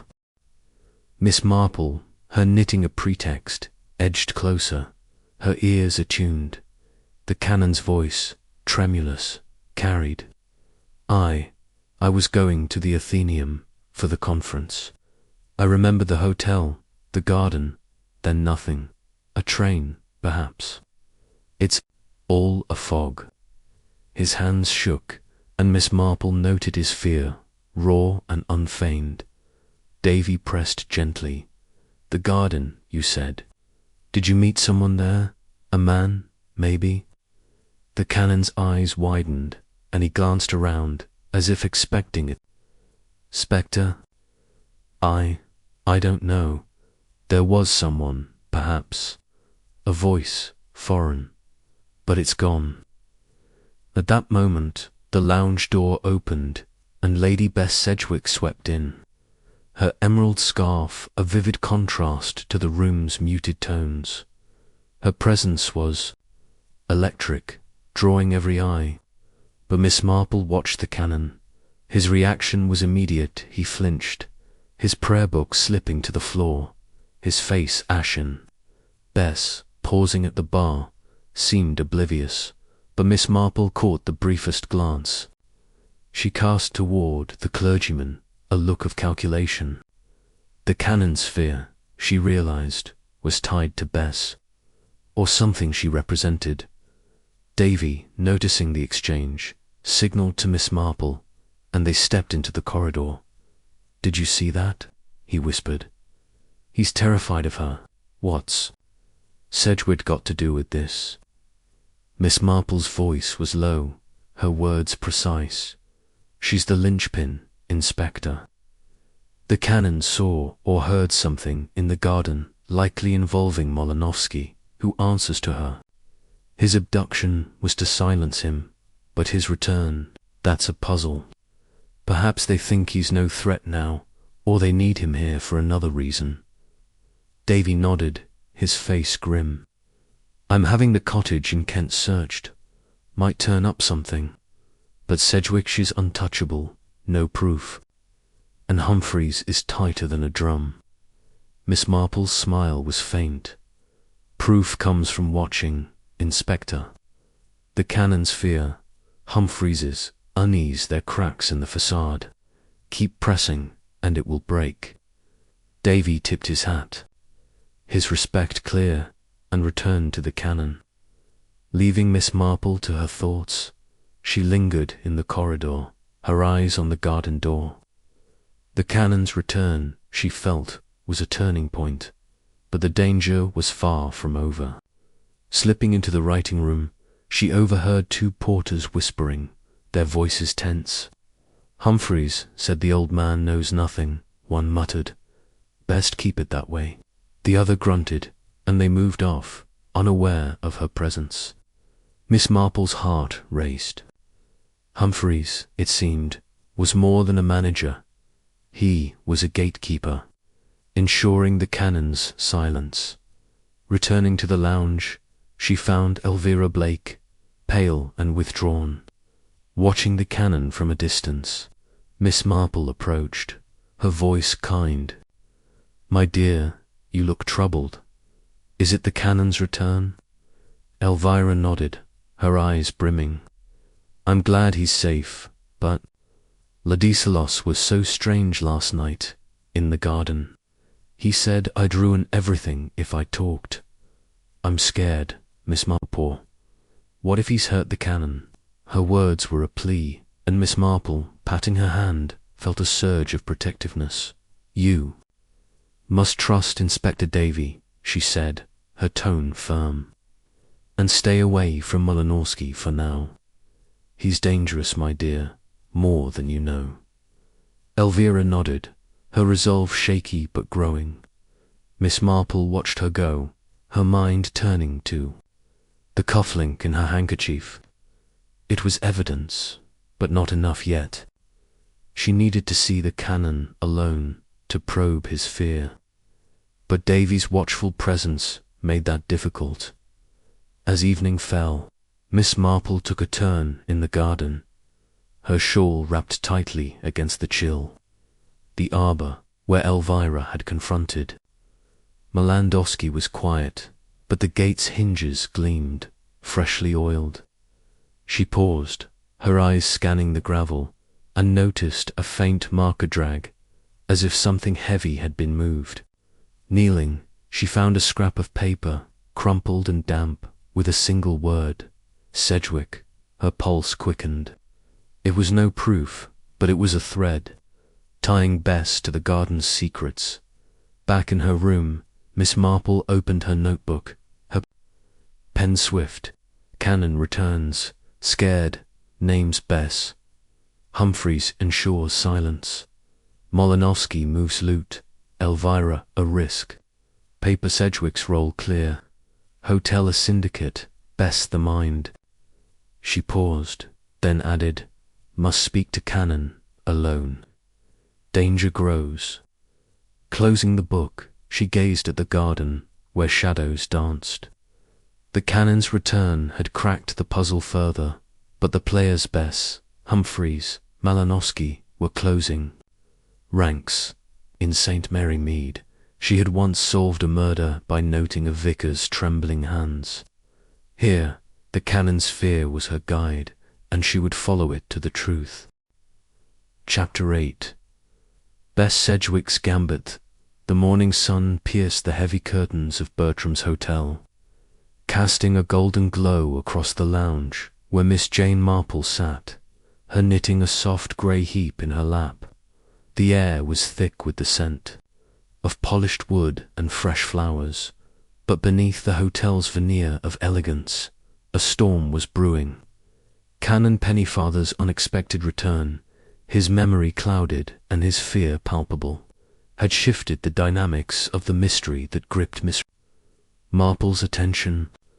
The train robbery, Elvira Blake's perilous entanglement with Ladislas Malinowski, Mr. Humphreys's furtive dealings, and the whispered confirmation of the hotel as a criminal hubble pointed to a mastermind, and Miss Marple's suspicions rested firmly on Lady Bess Sedgwick. Her needles clicked rhythmically, a deceptive calm as she observed the room.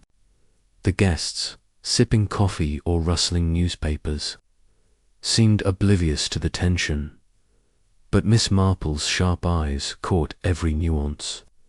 A young waiter, his tray balanced with practiced ease, lingered too long near a table of businessmen, his ear cocked.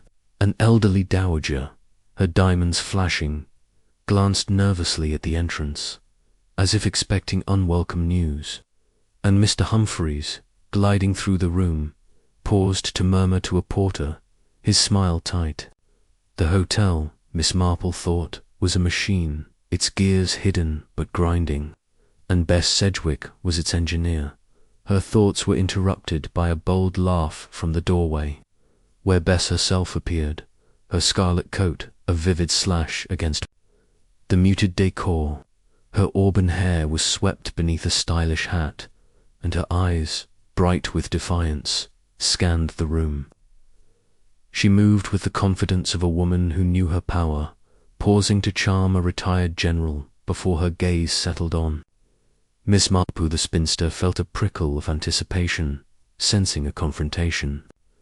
Bess crossed the room, her stride purposeful, and stopped at Miss Marple's table, her smile both challenge and invitation.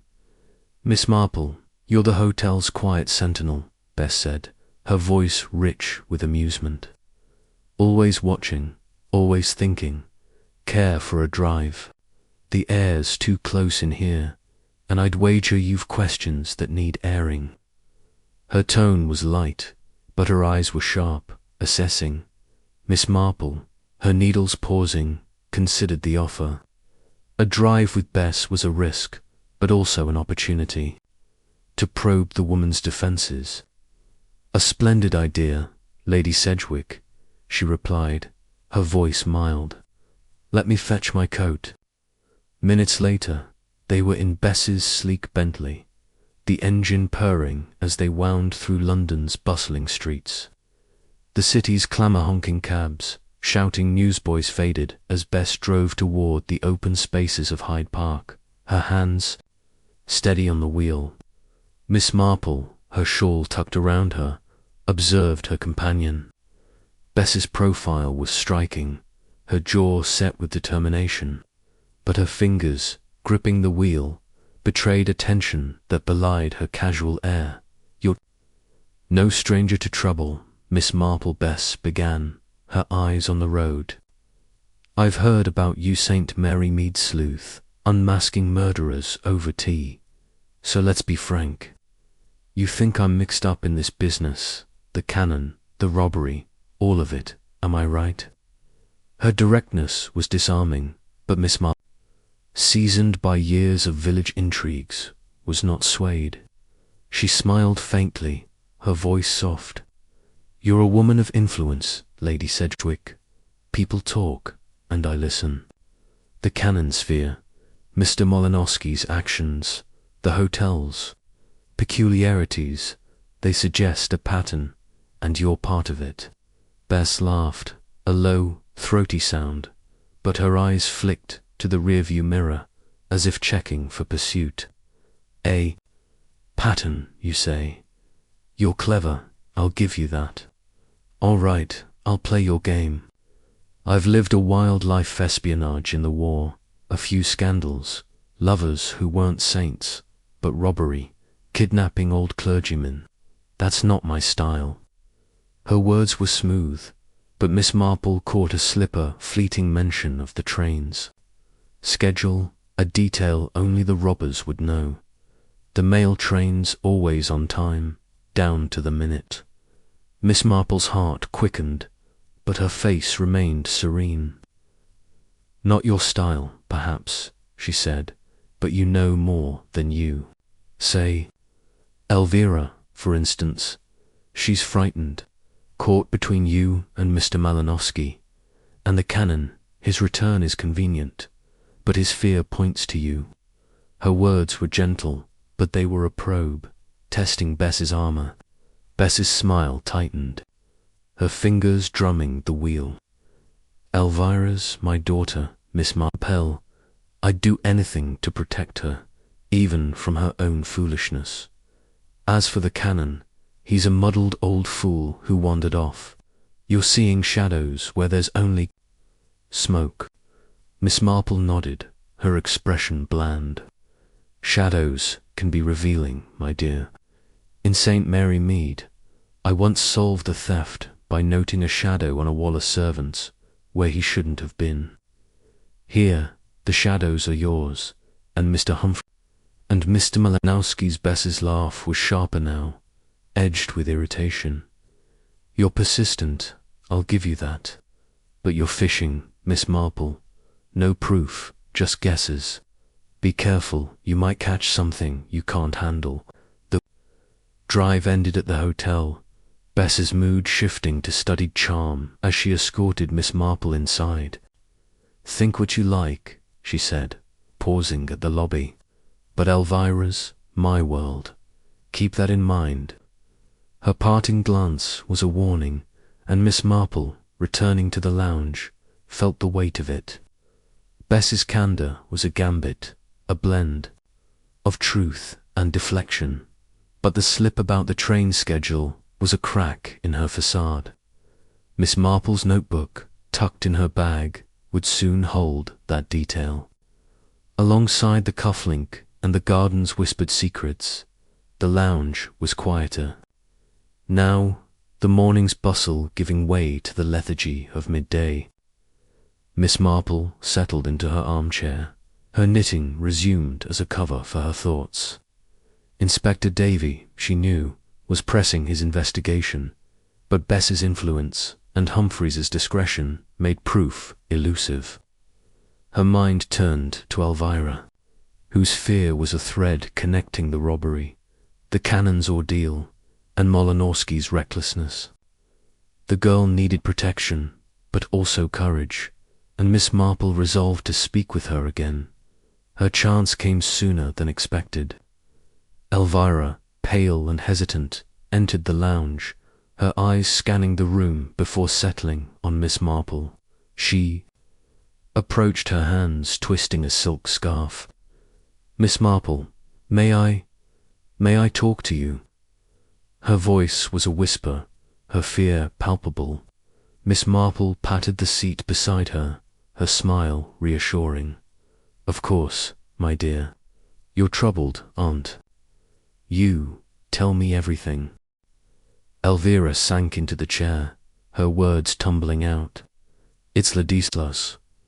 I heard he was arrested this morning, not for the robbery, but for stealing a car." "It's nonsense, Miss Marple, he wouldn't do that. But Mother, she's furious. Says it's a setup. I don't know what to believe." Her eyes brimmed with tears, and Miss Marple, patting her hand, sensed a deeper truth. Molinovsky's arrest, she suspected, was no accident but a move by Bess, either to shield him from greater scrutiny or to distance herself from his recklessness. "A setup, you say?" Miss Marple prompted, her voice gentle. "By whom, do you think? And why?" Elvira shook her head, her voice choked. "I don't know. Mother's so secretive, and Ladislas's changed. Last night, in the garden, he was desperate, talking about getting out before it's too late. I'm scared he's in too deep." Miss Marple's mind raced, connecting Elvira's words to her own midnight discoveries. Molinovsky's arrest, she realized, was a distraction, a way to keep him out of Davy's grasp while the robbery's loot was moved. "You must be careful, Elvira," Miss Marple said, her tone firm. "Mr. Malinovsky is involved in dangerous matters, and your mother, she's protecting you, but perhaps not as you think. Stay close to the hotel and tell Inspector Davyy anything you hear." Elvira nodded, her resolve shaky but growing, and slipped away, leaving Miss Marple to her thoughts. The girl's fear was a mirror of the Canons, and both, she felt, were tied to Bess's machinations. The afternoon brought Davyy, his face etched with frustration. He sought Miss Marple in the writing room, where she was jotting notes, her pen swift. "Miss Marple, a word," he said, closing the door. "Molinovsky's in custody, but it's a flimsy charge, stolen car, of all things. I think someone's pulling strings, keeping him out of our hands.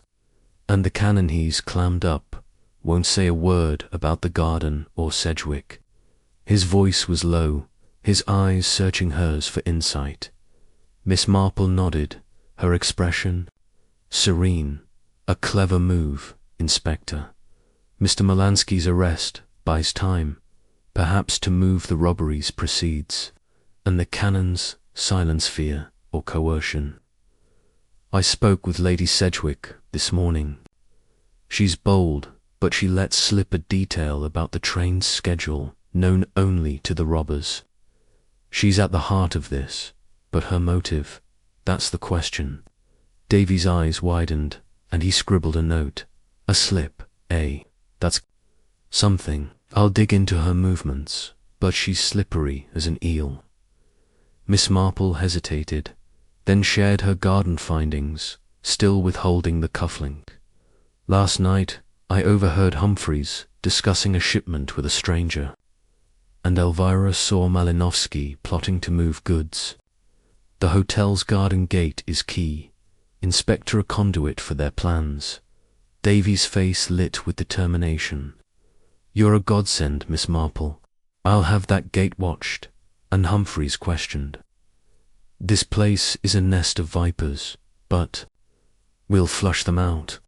As Davyy left, Miss Marple took a turn in the garden, her shawl wrapped against the chill. The arbor where Elvira had faced Molinovsky was quiet, but the gate's hinges gleamed, a silent testament to its use. She paused, her eyes scanning the gravel, and noticed a faint tire mark, fresh and deep. A vehicle, she thought, had passed through recently, likely carrying the shipment Humphreys had mentioned. Kneeling, she found a shred of cloth, blue and coarse, caught on a thorn. She tucked it into her handkerchief beside the cufflink, her mind cataloguing its significance. Back in the lounge, she overheard a porter whispering to a maid, their voices tense. "Humphreys says the police are sniffing too close. Sedgwick's got a plan, but it's risky." The maid nodded, her face pale, and they parted, unaware of Miss Marple's presence. Her heart raced. Bess's plan, she suspected, was a counterstrike, a way to outmaneuver Davy's investigation. The Canons' return, Molinovsky's arrest, the moving Lutal were pieces of her gambit. But the endgame remained hidden. Seated at her desk, Miss Marple opened her notebook, her pen swift. Bess's slip train schedule. Molinovsky arrested, distraction. Humphreys moves, loot, garden gate. Canon silent, Bess feared. Elvira key, but vulnerable. Cloth, cuffling proof, builds. She paused, then added, Bess's motive power or love. For Elvira, danger mounts. Closing the book, she gazed at the garden, where shadows lengthened. The hotel's machine was faltering, its gears exposed, but Bess, she knew, was a formidable foe. In St. Mary Mead, she had once unmasked a poisoner by noting a misplaced teacup. Here, Bess's slip was her teacup, and Miss Marple would use it to unravel the truth. As she prepared for dinner, a soft knock sounded. A porter handed her a note, his face impassive. She opened it, her hands steady. In a bold scrawl, it read, "You're too clever, Miss Marple. Stop, or Elvira pays." No signature, but Bess's hand was clear. Miss Marple's pulse quickened, but her resolve hardened. The game was at its peak, and she, a quiet spinster, was ready to meet its challenge. Chapter 9. The syndicate unravels. The morning at Bertrams Hotel dawned with a deceptive calm. The sunlight filtering through the tall windows of the lounge where Miss Jane Marple sat, her knitting a soft grey cascade in her lap. The air carried the familiar sense of polished mahogany and fresh lilies, but the elegance of the hotel felt brittle, like a porcelain vase on the verge of cracking. The return of Canon Pennyfather, his memory clouded by fear, had intensified the mystery, while Lady Bess Sedgwick's bold gambit during their drive, her slip about the train schedule and her veiled warning had confirmed her as the linchpin of a criminal web. Elvira Blake's tearful revelations, Ladislas Malinowski's convenient arrest, and Mr. Humphreys's furtive dealings in the garden all pointed to Bertram's as a front for a syndicate, its operations as precise as the hotel's. Service? Miss Marple, her pale blue eyes sharp behind her spectacles, felt the puzzle nearing its breaking point. The lounge was quieter than usual, the guests subdued by the weight of recent events. A retired admiral muttered over his Times, its headlines, still dominated by the unsolved train robbery, while a young couple near the fireplace whispered, their glances darting to the door. Miss Marple's needles clicked softly, a rhythmic disguise for her vigilance. She noted the absence of Beth Sedgwick, whose scarlet coat and commanding presence had been a fixture, and the strained demeanour of Mr. Humphreys, who moved among the tables with a smile that no longer reached his eyes. The note she had received last night, "Stop, or Elvira pays," lay tucked in her bag, its threat a spur to her resolve. In St. Mary Mead, she had once unmasked a blackmailer by noting a trembling hand. Here, the syndicate's cracks were widening, and she was determined to exploit them. Her thoughts were interrupted by the arrival of Inspector Frederick Davyy. his broad frame filling the doorway. His genial air was tempered by a dogged intensity, his eyes bloodshot from late nights. He caught Miss Marple's gaze and nodded, a silent summons, and she rose, her shawl draped over her shoulders, to join him in a secluded corner of the writing room. The room was empty, its oak desk and leather chairs a stark contrast to the urgency of their conversation. Davyy closed the door, his voice low. "Miss Marple, we've struck gold, or rather, ledgers. My men raided a hidden room behind Humphreys's office last night, found records of transactions, coded but clear enough. Fenced goods, payoffs, even dates matching the train robbery." Miss Marple's heart quickened, but her expression remained serene. "A hidden room," she said, her voice thoughtful. "So Bertram's is indeed a front, as you suspected. What do the ledgers reveal? Inspector names, perhaps?" Her question was gentle, but her mind was razor-sharp, aligning the new evidence with her own findings. The cufflink marked the scrap of cloth, the overheard whispers in the garden. Davyy pulled out his notebook, its pages creased and ink-stained, no names outright, but initials BS crops up often, linked to large sums. "And L.M. Malinowski, I'd wager. The hotel's been laundering stolen goods for months, maybe years. Humphreys is neck deep, but someone's calling the shots." Miss Marple nodded, her needles still in her bag.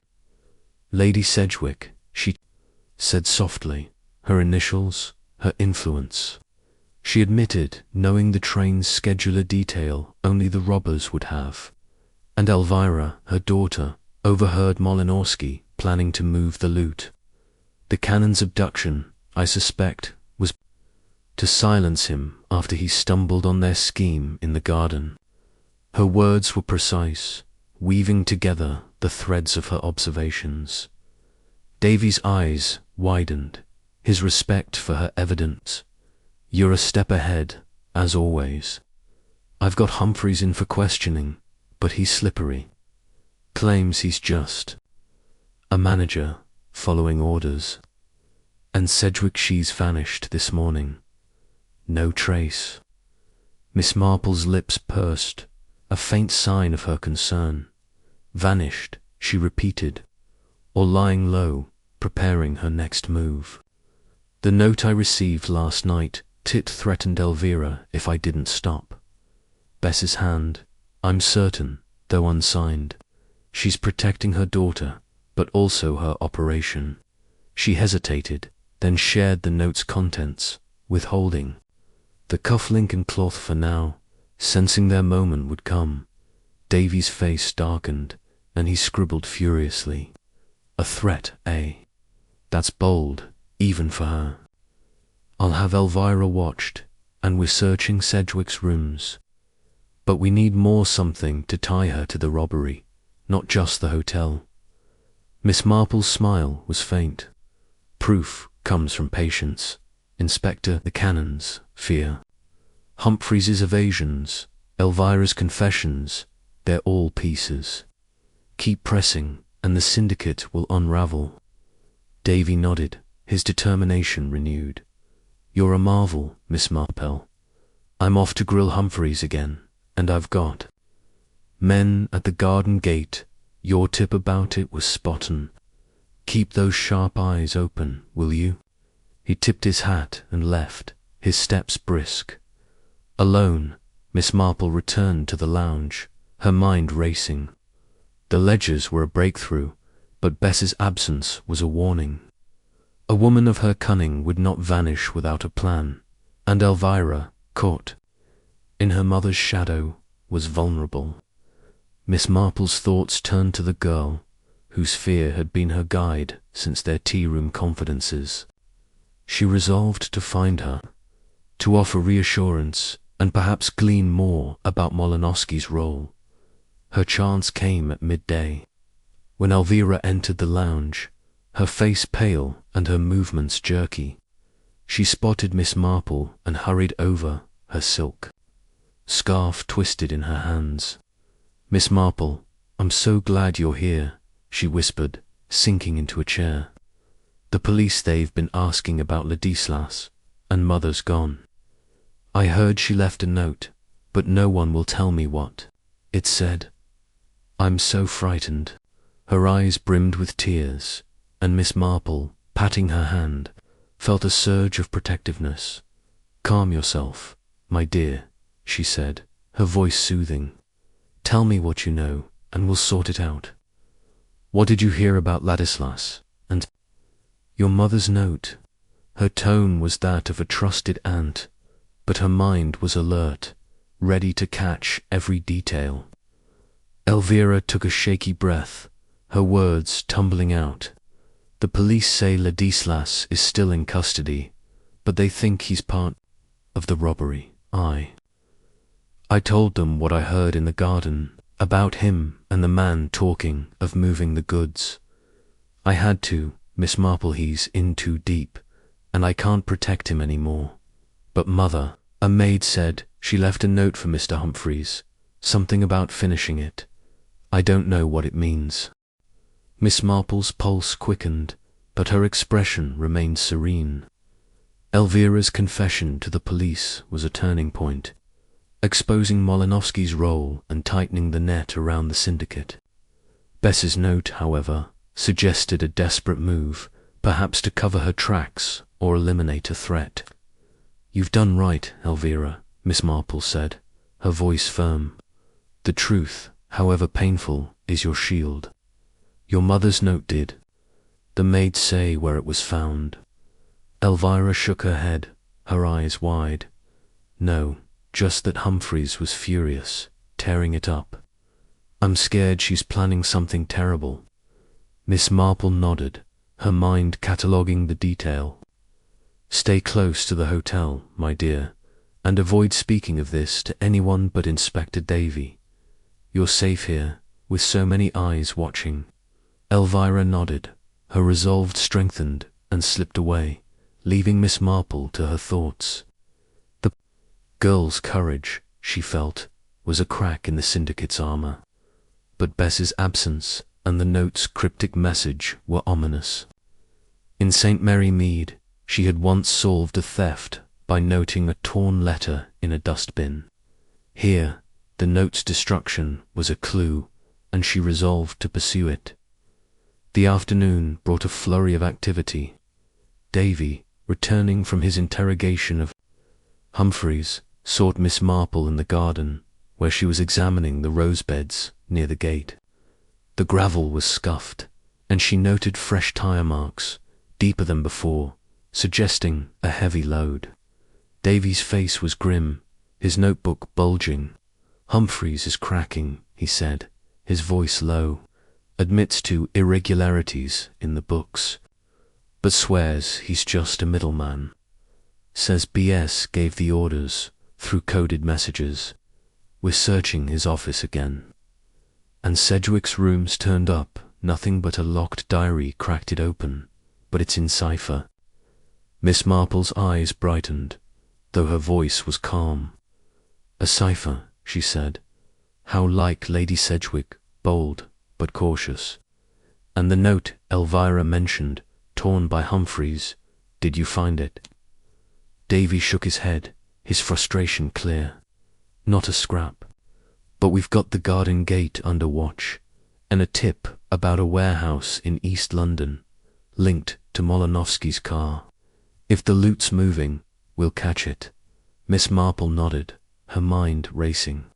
The warehouse was a lead, but the notes' destruction suggested urgency, a need to erase Bess's plans. She shared her garden findings, producing the scrap of cloth and describing the tire marks, still withholding the cuffling. "The gate is their lifeline, Inspector. The loot, I suspect, passed through last night, as Humphreys planned. And Bess's note, finishing it, implies a final act, perhaps to dissolve the syndicate or silence a threat." Davy's eyes narrowed, his respect for her growing. "You're painting a picture, Miss Marple. I'll have the dustbins searched for that note, and the warehouse raided. But Sedgwick, she's a ghost. Any ideas where she's hiding? Miss Marple's smile was faint. A woman like Bess doesn't hide. Inspector, she maneuvers. Look for her where she feels safe, perhaps a place tied to her past. And watch Elverucci's Bess's weakness and her strength. Davyy nodded, his determination renewed, and left to coordinate his men, leaving Miss Marple to her thoughts.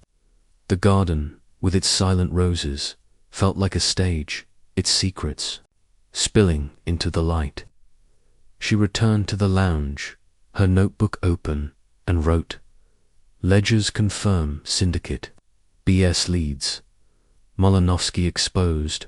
Humphreys cracks. Bess's note final act. Elvira's truth shifts balance. Cloth, tire marks, loot moved, cufflink waits." She paused, then added, "Bess's motive control or love. Time runs short." As evening fell, Miss Marple lingered in the lounge, her eyes on the door. A porter, his face pale, whispered to a maid, their words barely audible. "Humphreys says it's over Sedgwick's, cut and run."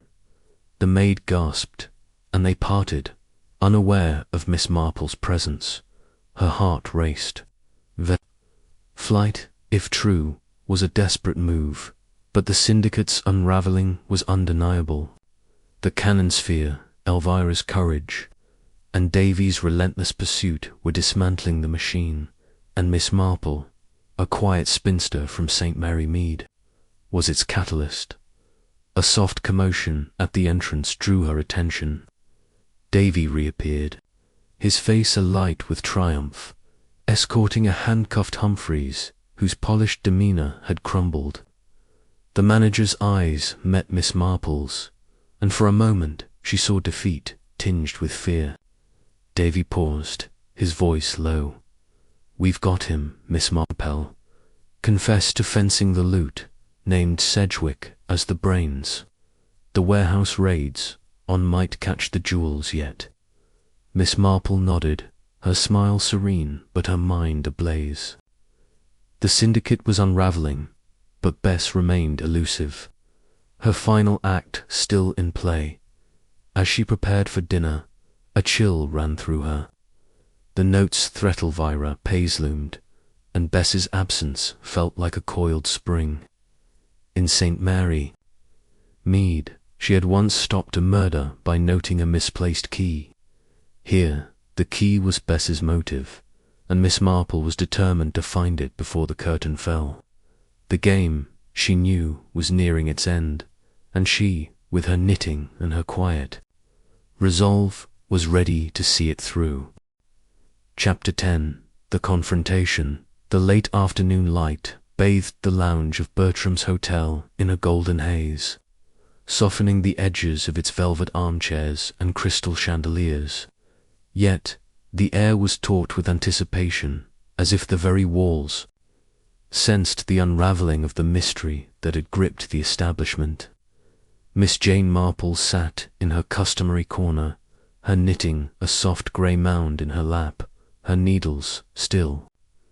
The syndicate's exposure confirmed by Inspector Davy's raid on the hidden ledgers, Mr. Humphreys's confession, and Elvira Blake's courageous revelations had brought the truth into sharp relief. Lady Bess Sedgwick, the mastermind behind the train robbery and the hotel's criminal facade, was cornered.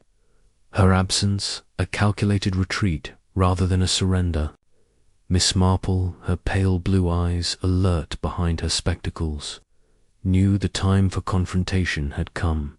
The lounge was unusually quiet, the guests subdued by the morning's drama. Humphreys, now in custody, had left a void in the hotel's seamless operation, and the staff moved with a nervous efficiency that betrayed their unease. A retired colonel, his newspaper folded, muttered about scandal in a respectable place, while a young woman in pearls glanced anxiously at the door, as if expecting further upheaval. Miss Marple's gaze lingered on Elvira Blake, who sat alone near the fireplace, her face pale but resolute. The girl's decision to confide Molinovsky's plans to the police had been a turning point, but her fear of her mother's wrath was palpable. Miss Marple's thoughts were interrupted by Inspector Davy's arrival.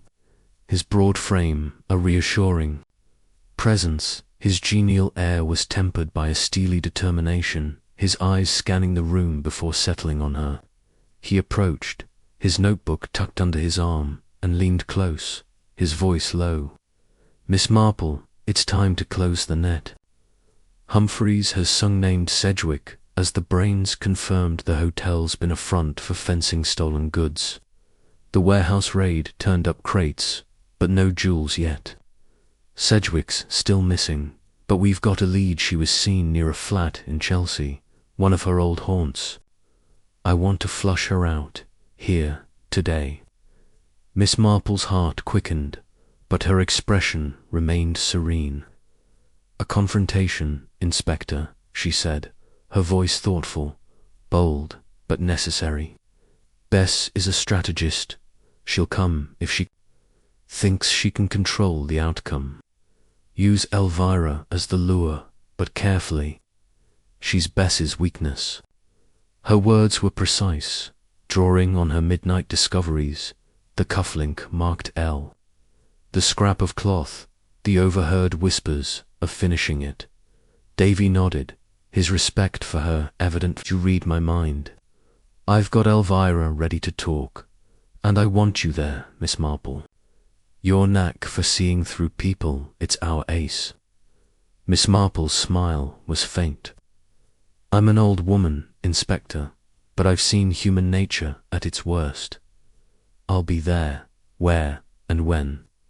Davyy glanced around, ensuring privacy. "The lounge, 6 o'clock. I've told the staff to clear it, except for key players, Vera, the Canon, Humphreys in cuffs, and you. If Sedgwick shows, we'll have her." Miss Marple nodded, her mind already turning over the scene. In St. Mary Mead, she had once resolved a feud by gathering the village in the church hall. Here, the stakes were higher, but the principle was the same. Truth thrived in the open. As Davyy left to coordinate his men, Miss Marple sought Elvira, finding her in the tea room, her tea untouched. The girl's eyes, shadowed but steady, met hers, and Miss Marple sat beside her, her voice kind. "My dear, you've been very brave, telling the police about Mr. Molinovsky. The inspector plans a meeting tonight to draw your mother out. Will you help?" Elvira's hands trembled, but she nodded, her voice firm. "I have too, Miss Marple. Mother's done terrible things, but she's still my mother. I want her to stop before it's worse." Miss Marple patted her hand, her touch reassuring. "You're stronger than you know, Elvira. Tell the truth and trust Inspector Davyy. Your mother's love for you is her Achilles' heel. She come." Elvira's eyes brimmed, but she straightened, her resolve clear. Miss Marple, watching her go, felt a surge of admiration. The girl, like a young heroine from one of her village tales, was stepping into the fray, and her courage would tip the balance. The hours until 6 passed in a blur of preparation. Miss Marple, in her room, opened her notebook, her pen swift.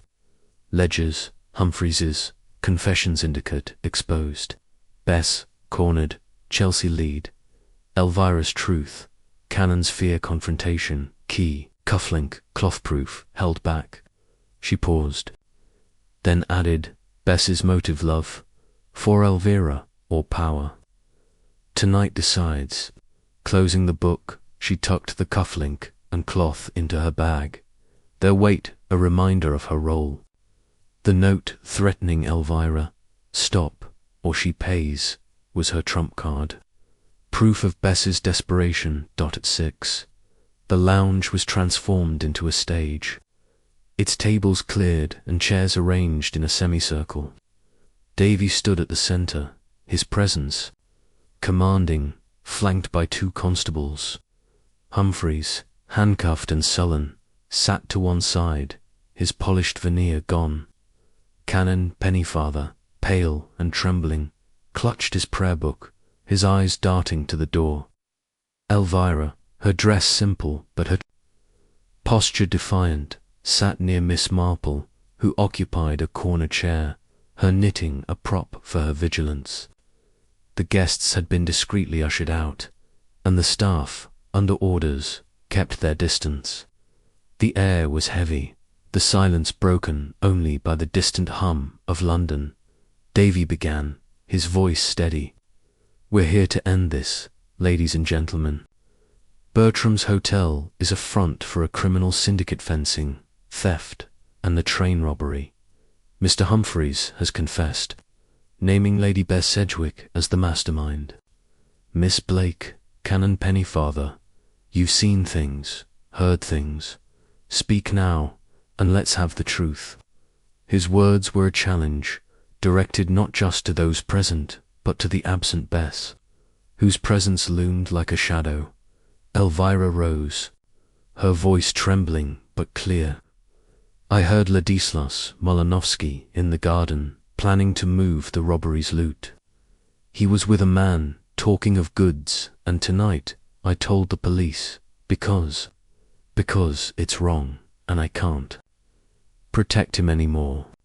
Her eyes flicked to the door, as if expecting her mother's wrath, but she continued, her courage growing. "Mother knew, I think. She told me to stay away from him, but she was part of it, too." The Canon, prompted by Davy's nod, spoke. Next, his voice faltering. I saw a man in the garden before I disappeared." Foreign, sharp voice. "He spoke of a delivery, and I heard Sedgwick. I didn't understand, but then I was gone, on a train, then a cottage. I'm afraid, Inspector. She frightens me." His eyes darted to the door, and Miss Marple noted his terror. A mirror of Elvira's fear.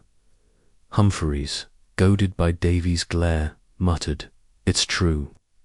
Sedgwick ran the show orders through notes, coded. "I handled the books, moved the goods. The robbery was her plan, down to the signal. But she's gone me to take the fall." His voice was bitter, and Miss Marple, watching him, saw a man betrayed, his loyalty to Bess shattered. The door swung open, and Bess Sedgwick entered, her scarlet coat a blaze of defiance. Her eyes, bright with fury and calculation, swept the room, lingering on Elvira before settling on Davyy. "Quite the performance, Inspector," she said, her voice a velvet blade. "You've got my manager, my daughter, even the poor Canon spinning tales. But proof, you're fishing." Her laugh was a challenge, but Miss Marple, her needles still, saw the tension in her hands, the slight tremor. Betraying her bravado, Davyy stepped forward, his voice calm but firm. "We've got ledgers, Lady Sedgwick. Your initials, your orders, Humphreys's confession, Molinovsky's car tied to the robbery, and witnesses, Miss Blake, Canon Pennyfather. You're done." Bess's smile didn't waver, but her eyes flicked to Elvira, a flash of pain crossing her face. "Witnesses," she said softly. "Even my own daughter." "Well played, Inspector." Miss Marple rose, her small figure commanding attention. "Lady Sedgwick, you planned the train robbery with precision, using Bertram's as your stage. The Canon overheard your plans with Molinovsky in the garden. So you had him abducted, kept in a Kent cottage until you thought him harmless. Molinovsky's arrest was your doing, a distraction to shield him, or yourself. But Elvira's truth has undone you." Her voice was gentle, but her words were steel. each fact a blow. She produced the note, holding it aloft. And this threatening Elvira, if I didn't stop. Your hand, I believe. Bess's face paled, but she laughed, a bitter sound. You're relentless, Miss Marple. All right, I'll give you the truth, since you've earned it. Yes, I ran the syndicate. The robbery was mine, years of planning, every detail perfect. Bertram's was the perfect cover, its respectability my shield. The canon was a mistake, he heard too much, so I had him taken, kept out of the way. But, Elvira, her voice broke, and she looked at her daughter, her eyes raw. Everything I did was for you. The money, the power, it was to give you a life I never had. I thought I could control it, but I was wrong. Elvira stood, her eyes blazing. You lied to me, mother. You used me, used Ladislas, used everyone. I don't want your money, not like this. Her words were a rejection, and Bess flinched, as if struck. Miss Marple, watching, saw the crack in Bess's armor, the love that had twisted her into a criminal. Davyy signaled his men, who moved, to flank Bess, but she raised a hand, her voice steady. No need, Inspector. I'm done running. But I'll go on my terms. Miss Marple's heart sank, sensing a final gambit. Be careful, Inspector, she warned, her voice low. She's not finished. Davyy nodded, his eyes on Bess, who smiled faintly, as if conceding a point. You're right, Miss Marple. I never lose, not entirely. She turned to Elvira, her voice soft. Forgive me, darling. I wanted too much. Before anyone could react, she slipped a hand into her pocket, and Miss Marple, with a flash of intuition, cried out, "Stop her!" But it was too late. Bess' movement was swift, a gesture too subtle to catch, and she swayed, her face pulling. Davyy lunged, catching her as she collapsed, his voice sharp. Call a doctor. The room erupted, the canon gasping, Elvira sobbing, Humphreys staring in shock. Miss Marple, her heart heavy, knelt beside Bess, whose eyes met hers, a flicker of respect in their fading light. Clever, old woman, Bess whispered, and then was still. The doctor, summoned from the hotel's staff, confirmed what Miss Marple feared: a poison, quick and deliberate, hidden in a ring or vial. Bess had chosen her exit, defying capture. Davyy, his face grim, ordered the room secured, his men escorting Humphreys and the canon out. Elvira, clinging to Miss Marple, wept, her strength spent. Miss Marple, her arm around the girl, felt a pang of sorrow, not for Bess's end, but for the love that had driven her to ruin. As the lounge cleared, Davyy approached, his voice low. You were right, Miss Marple. She played her last card. But the syndicates, Humphreys' confession, the ledgers, Elvira's testimony, will find the jewels, thanks to you. Miss Marple's smile was faint, her thoughts on the cufflink and cloth, still in her bag. Not just me, Inspector. Elvira's courage, the canon's fear, they broke the machine. But Bess, she loved too fiercely, and it destroyed her. Davyy nodded, his respect a silent tribute. You're a marvel, Miss Marple. I'll need your statement, but rest now. You've earned it. He left to manage the aftermath, leaving Miss Marple with Elvira, who clung to her like a lifeline. The lounge, once a stage for deception, was empty, its secrets laid bare. Miss Marple, her knitting untouched, gazed at the garden beyond, where the roses swayed in the dusk. In St. Mary Mead, she had once stopped a tragedy by noting a misplaced letter here. The tragedy had played out, but the truth had prevailed, and she, a quiet spinster, had been its herald. Chapter 11. The Escape Attempt. The twilight cast a somber veil over Bertrams Hotel, its elegant facade now a hollow shell in the wake of the dramatic confrontation that had exposed Lady Bess Sedgwick as the mastermind of a criminal syndicate. The lounge, where Miss Jane Marple had unravelled the truth, was quiet, its chandeliers dimmed, as if mourning the collapse of the hotel's carefully crafted illusion. The air, once thick with the scent of polish and privilege, now carried a faint tang of unease, a reminder of the chaos that had erupted when Bess, cornered by truth, had chosen a final, fatal act to evade capture. Yet, Miss Marple, seated by her window overlooking the garden, knew the drama was not over. The syndicate's Ladislas Molinowski's role, Mr. Humphreys's complicity, and the elusive train robbery loot still dangled, and Bess's shadow lingered, even in death. Her knitting lay untouched, her pale blue eyes fixed on the darkened rosebeds below. The confrontation had been a triumph of truth. With Elvira Blake's courage and Canon Pennyfather's faltering testimony breaking the syndicate's hold, Inspector Frederick Davy's raid on the hidden ledgers and Humphreys's confession had laid bare the hotel's role as a front for fencing stolen goods, with Bess orchestrating the train robbery as her crowning achievement. But Miss Marple's mind, honed by years of unravelling St. Mary Mead's secrets, sensed an unfinished act. The threatening note, "Stop, or Elvira pays," and the cufflink marked L in her bag were reminders that the game, though nearing its end, held one last move. The hotel was under tight police watch, its corridors patrolled by constables, its staff questioned relentlessly.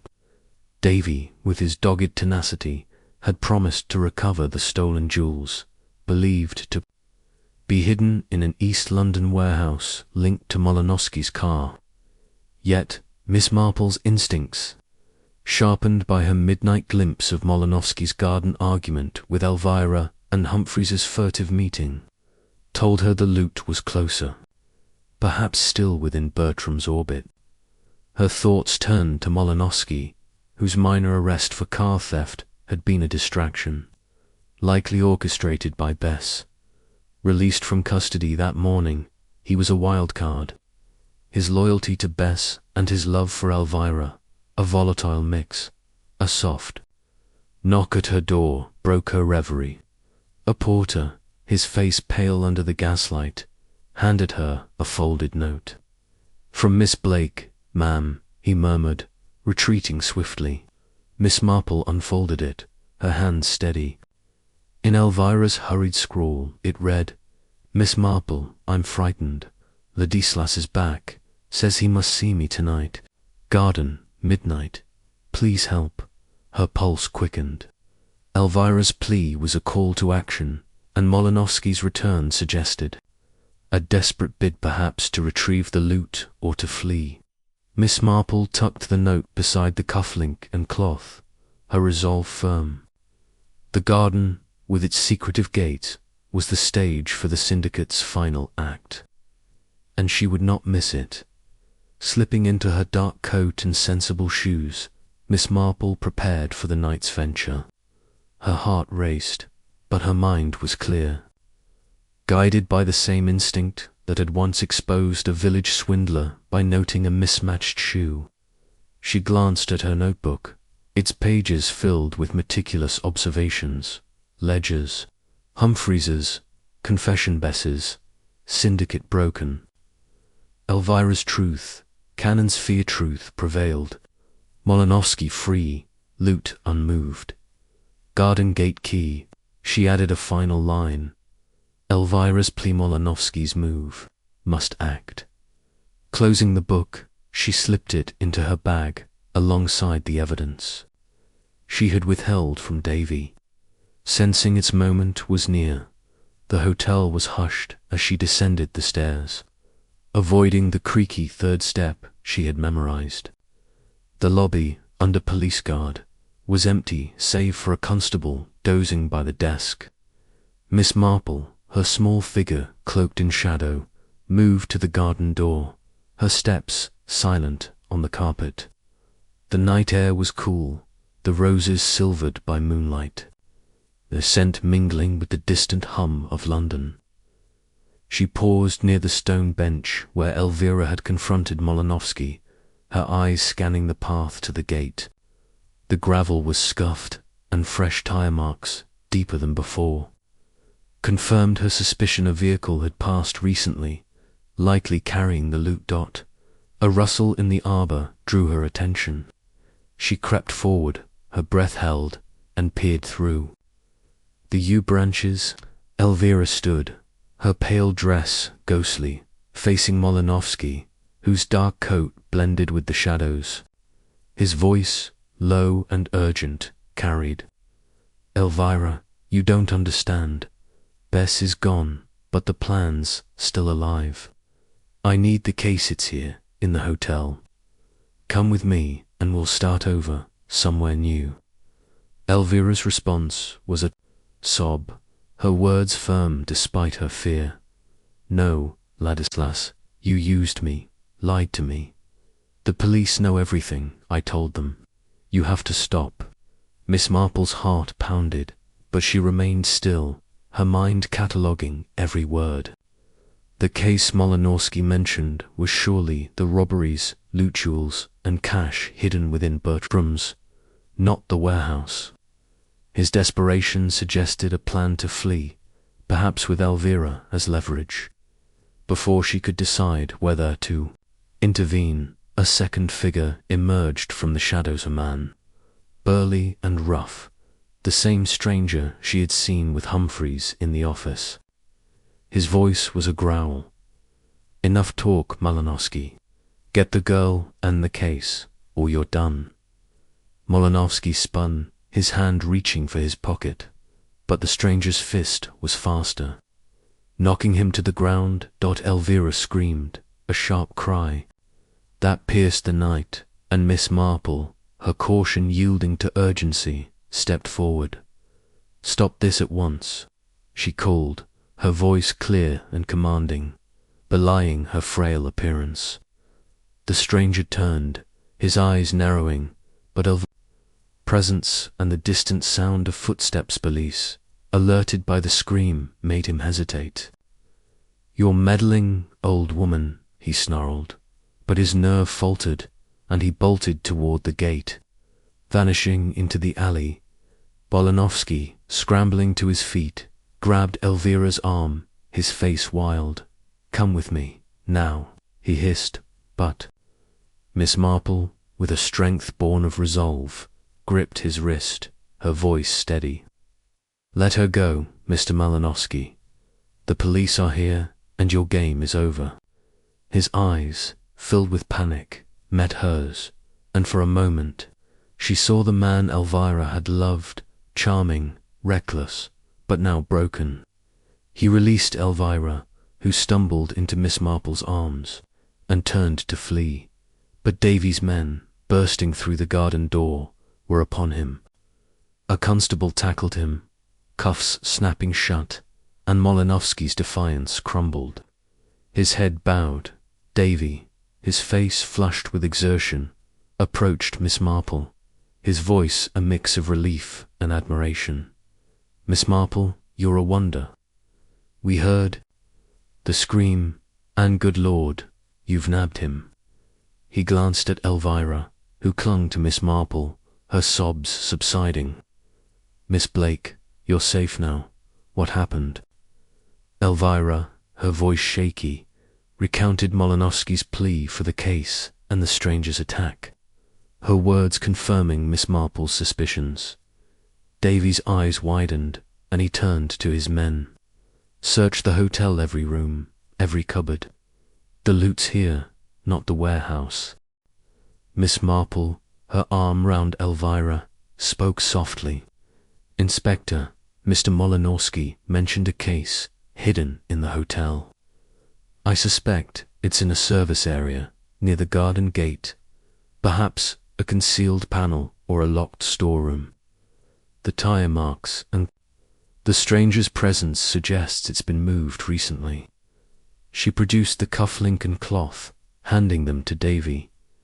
These two may help. The cufflink is Mr. Molinovsky's, dropped in the garden. The cloth, from the gate, matches the stranger's coat.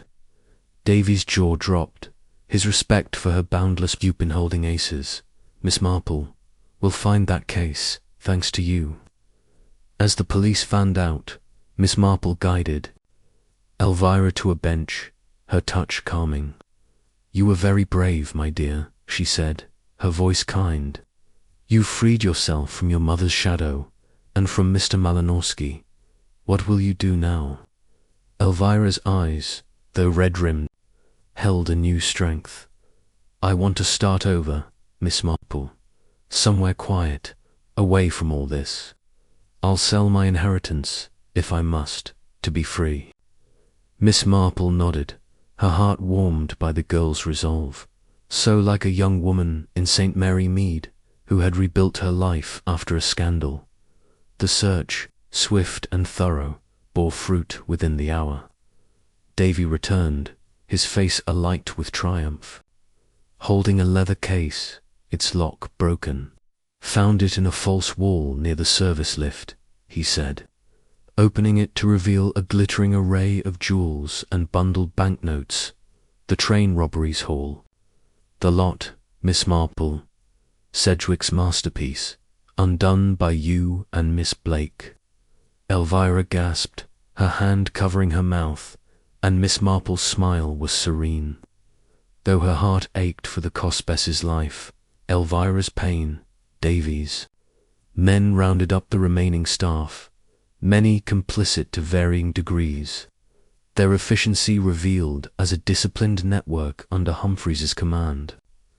The stranger, identified as a hired thug, was apprehended in the alley, his coat torn, matching the cloth in Miss Marple's bag. Molinovsky, in cuffs, was silent, his charm extinguished. Davyy, overseeing the arrests, paused to speak with Miss Marple, his voice low. The syndicate's finished, thanks to you.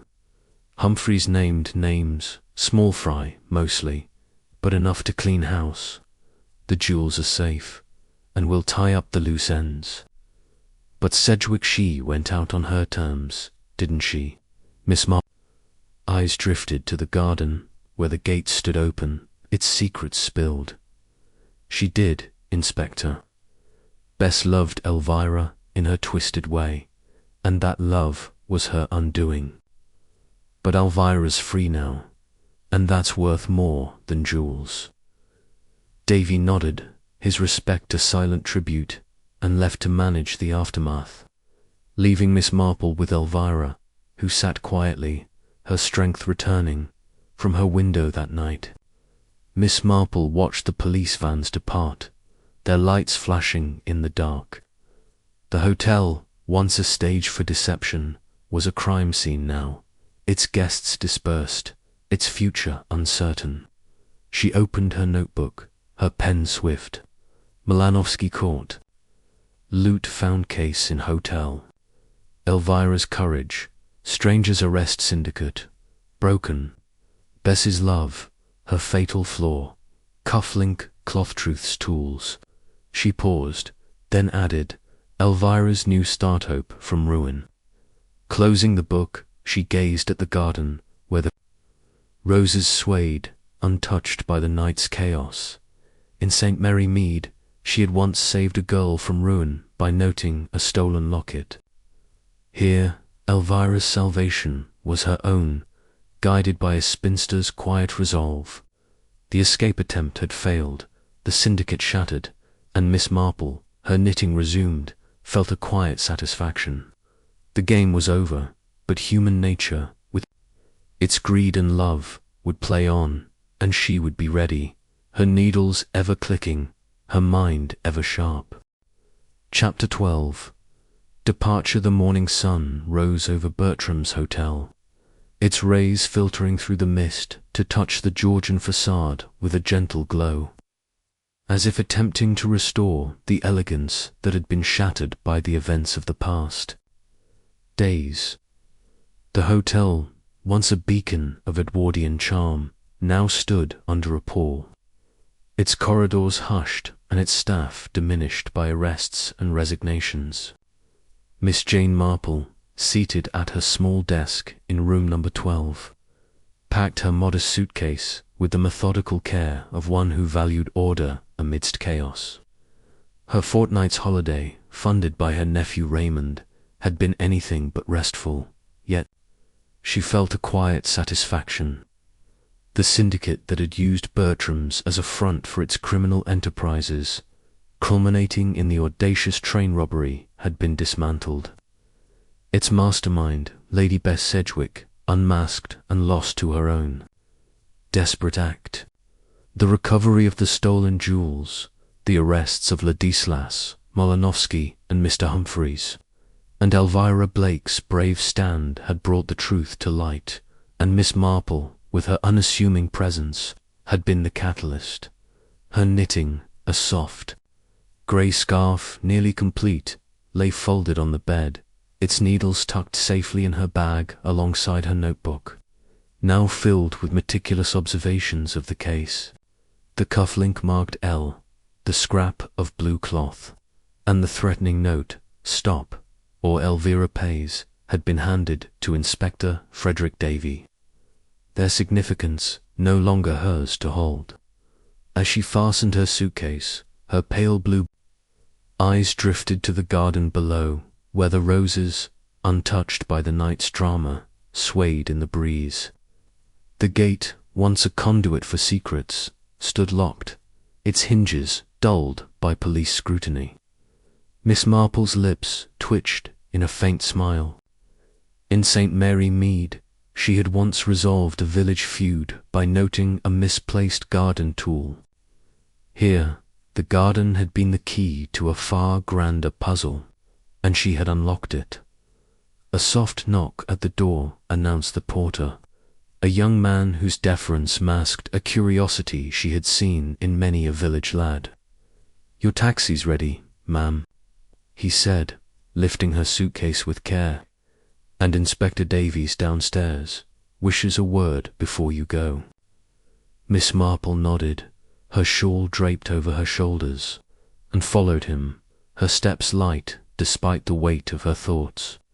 The lobby, once a stage 4 elegance, was subdued, its crystal vase empty and its fireplace cold. A few guests lingered, their whispers a faint echo of the gossip that had once filled the air. Miss Marple, passing the reception desk, noted the absence of Mr. Humphreys' sleek presence, a reminder of his fall. Inspector Davyy waited near the lounge entrance, his broad frame a comforting contrast to the hotel's fragility. His genial air, nicknamed father by his colleagues, was tempered by a fatigue that spoke of relentless hours, but his eyes, catching hers, held a warmth of gratitude. "Miss Marple, you're off then," he said, tipping his hat. "I couldn't let you go without a proper thank you. You've done more for this case than my whole squad put together." His voice was low, mindful of the lingering guests, and Miss Marple, with her disarming smile, waved a hand as if dismissing praise. "Nonsense, Inspector," she said, her voice gentle. "I only listened and watched, as any old woman might. Elvira's courage, the Canons' fear, your persistence, they did the work. I merely saw the pattern." Her words were modest, but her eyes, sharp behind her spectacles, met his, conveying her quiet pride. Davyy chuckled, his notebook tucked under his arm. "Patterns, eh? You've a gift for them. The syndicate's done Humphreys, singing like a canary, Molinovsky facing charges, the jewels back where they belong. And Bertram's, well, it's closing for renovations, they say. More like a purge." Miss Marple's lips pursed, a faint sign of her thoughts on the hotel's fate. "A pity, in a way," she said. "It was so beautiful, so perfect. But perfection, Inspector, is often a mask." In St. Mary Mead, we had a manor house, all charm and polish, until its secrets came out. Bertram's is no different. Davyy nodded, his respect clear. You're right there. We're digging into. The staff half were in on it, the other half scared, silent, and said. His voice trailed off, and Miss Marple's gaze softened. Thinking of Bess's final act, her love for Elvira twisted into ruin. She was a remarkable woman, Miss Marple said, her voice thoughtful, brilliant, bold, but blinded by her need to control. Elvira's rejection broke her, more than your net ever could. Davy's face darkened, a flicker of regret. She went out on her terms. But Elverush's a fighter, like her mother, but with a better heart. She's talking of leaving London, starting fresh. You gave her that chance, Miss Marple. Miss Marple's smile was faint. Her thoughts on the girl who had faced her mother's shadow and emerged stronger. Their conversation was interrupted by Elvira herself. Descending the staircase, her pale gold hair pinned simply, her dress unadorned, but graceful. Her face, though pale, held a new resolve, and her eyes, meeting Miss Marple's, shone with gratitude. Miss Marple, I heard you were leaving, she said, her voice steady despite a tremor. I wanted to thank you. You saved me, not just from Ladislas, but from myself. I was so afraid, but you showed me I could be brave. Her words were heartfelt, and Miss Marple, taking her hand, felt a warmth that recalled a young girl in St. Mary Mead, redeemed by truth. My dear, you saved yourself, Miss Marple said, her touch gentle. You faced the truth, and that's the hardest thing. What will you do now? Elvira's eyes drifted to the lobby, as if seeing beyond its walls. I'm selling my inheritance, or what's left of it. I want a quiet life, perhaps in the country, where I can be me, not mother's daughter. I'll never forget you, Miss Marple. Her voice broke, and she embraced the older woman, a fleeting gesture that spoke volumes. Miss Marple, patting her back, felt a pang of maternal pride, though her own life had been childless. Davyy, watching, cleared his throat, his voice gruff. Miss Blake, you'll need to give a statement later, but take your time. You've earned a rest. Elvira nodded, her smile shaky but genuine, and slipped away, her steps lighter than Miss Marple had ever seen. Davyy turned to Miss Marple, his notebook open. I'll need your statement too, but it can wait. You've got a train to catch. Safe travels, and if you're ever in London, my door's open. He extended a hand, and Miss Marple shook it, her grip surprisingly firm. Thank you, Inspector, she said. It's been eventful. But human nature is the same everywhere, and I've learned to read it a little. Her eyes twinkled, and Davyy laughed, a sound that eased the lobby's tension. As he escorted her to the taxi, Miss Marple glanced back at Bertram's its facade, a silent witness to its secrets. The porter loaded her suitcase, and she settled into the cab, her shawl tucked around her, her knitting bag at her side. The driver, a cheerful man with a Cockney accent, tipped his cap. King's Cross, ma'am. Train to the country, eh? She nodded, and the cab pulled away, the hotel receding into the mist, as London's streets unfolded, bustling with cabs, newsboys, and the clatter of life. Miss Marple's thoughts turned inward. The case had been a tapestry of greed, love, and betrayal, its threads woven through Bertram's polished halls. Bess Sedgwick's brilliance, undone by her fierce love for Elvira. Malanowski's charm, twisted into crime. Humphreys's efficiency, a mask for complicity. And Canon Pennyfather's unwitting stumble into danger, all were players in a drama she had helped resolve. Her role, as always, had been to observe, to listen, to see the patterns that others missed. In St. Mary Mead, she had once stopped a theft by noting a gardener's muddy boots. Here, the garden gate, the cufflink, and Elvira's fear had been. Her guides, the train station loomed, its arches a gateway to home.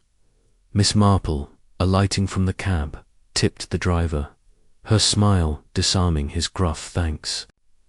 The platform was alive with travellers' families, businessmen, a young couple whispering farewells, and she moved through them, her small figure unnoticed but purposeful. Her train, a sturdy locomotive bound for the west, steamed gently, its whistle a promise of departure. She settled into her compartment, her suitcase stowed, her knitting bag open. The scarf, nearly finished, beckoned, and she took up her needles. Their rhythmic click a comfort dot. As the train pulled away, London's sprawl giving way to green fields. Miss Marple reflected on Bertram's, the hotel, with its velvet and varnish, had been a stage, its players driven by the same passions she had seen in her village: greed, love, fear. Bess's syndicate, so meticulously crafted, had crumbled under the weight of human frailty, and Elvira's courage had been its undoing. Miss Marple's notebook, now closed, held the case's essence, but her mind, ever active, turned to the future St. Mary Mead awaited, with its gossip and gardens, its own small dramas to unravel. A fellow passenger, an elderly gentleman with a walrus moustache, glanced at her knitting, his voice jovial. "Fine work, ma'am. Keeps the hands busy, eh?" Miss Marple's smile was serene, her eyes twinkling, and the mind, "Sir, it's surprising what one sees, with needles in hand." He chuckled, returning to his newspaper, unaware of the truths she had woven. The train rattled on, its rhythm a counterpoint to her thoughts, and Miss Marple, gazing at the passing countryside, felt a quiet contentment. The world might change, its crimes grow bolder, but human nature remained constant, and she, with her knitting and her quiet resolve, would always find its secrets. The journey passed in a blur of fields and villages, the train's whistle a gentle reminder of time's passage. As St. Mary Mead's familiar spire came into view, Miss Marple gathered her things, her heart lifting at the thought of home. Her cottage, with its roses and teapot, awaited, and her maid, Cherry, would no doubt have tales of village intrigue to share. The platform, small and quiet, welcomed her, and a local lad, recognizing her, carried her suitcase to a waiting pony trap. "Good to have you back, miss," he said, his grin wide. She nodded, her smile warm, and settled into the trap. The clip-clop of hooves a soothing end to her adventure. As the trap wound through the lanes, Miss Marple's thoughts lingered on Bertram's, its lessons etched in her mind. Elvira's new start, Davy's gratitude, the Canons' timid relieful were threads in a tapestry of justice, woven by her quiet hand. The trap stopped at her gate, the roses nodding in welcome, and she alighted, her steps steady. Cherry, bustling out, took her bag, her voice bright. "Miss Marple, you're back. Was London grand? Any murders?" Miss Marple's laugh was soft, her eyes twinkling. "No murders, Cherry, but a puzzle or two. Now let's have tea." Inside, the cottage wrapped her in its familiar embrace, the kettle singing, the fire crackling. Miss Marple, seated in her armchair, opened her knitting bag, her needles, resuming their dance. The scarf, nearly done, was a testament to her patience, as Bertram's had been to her persistence. The world she knew would always have its shadows, but she, with her quiet wisdom, would face them, one stitch at a time. And as the tea steamed and Cherry chattered, Miss Jane Marple, spinster of St. Mary Mead, smiled, ready for whatever puzzle came next.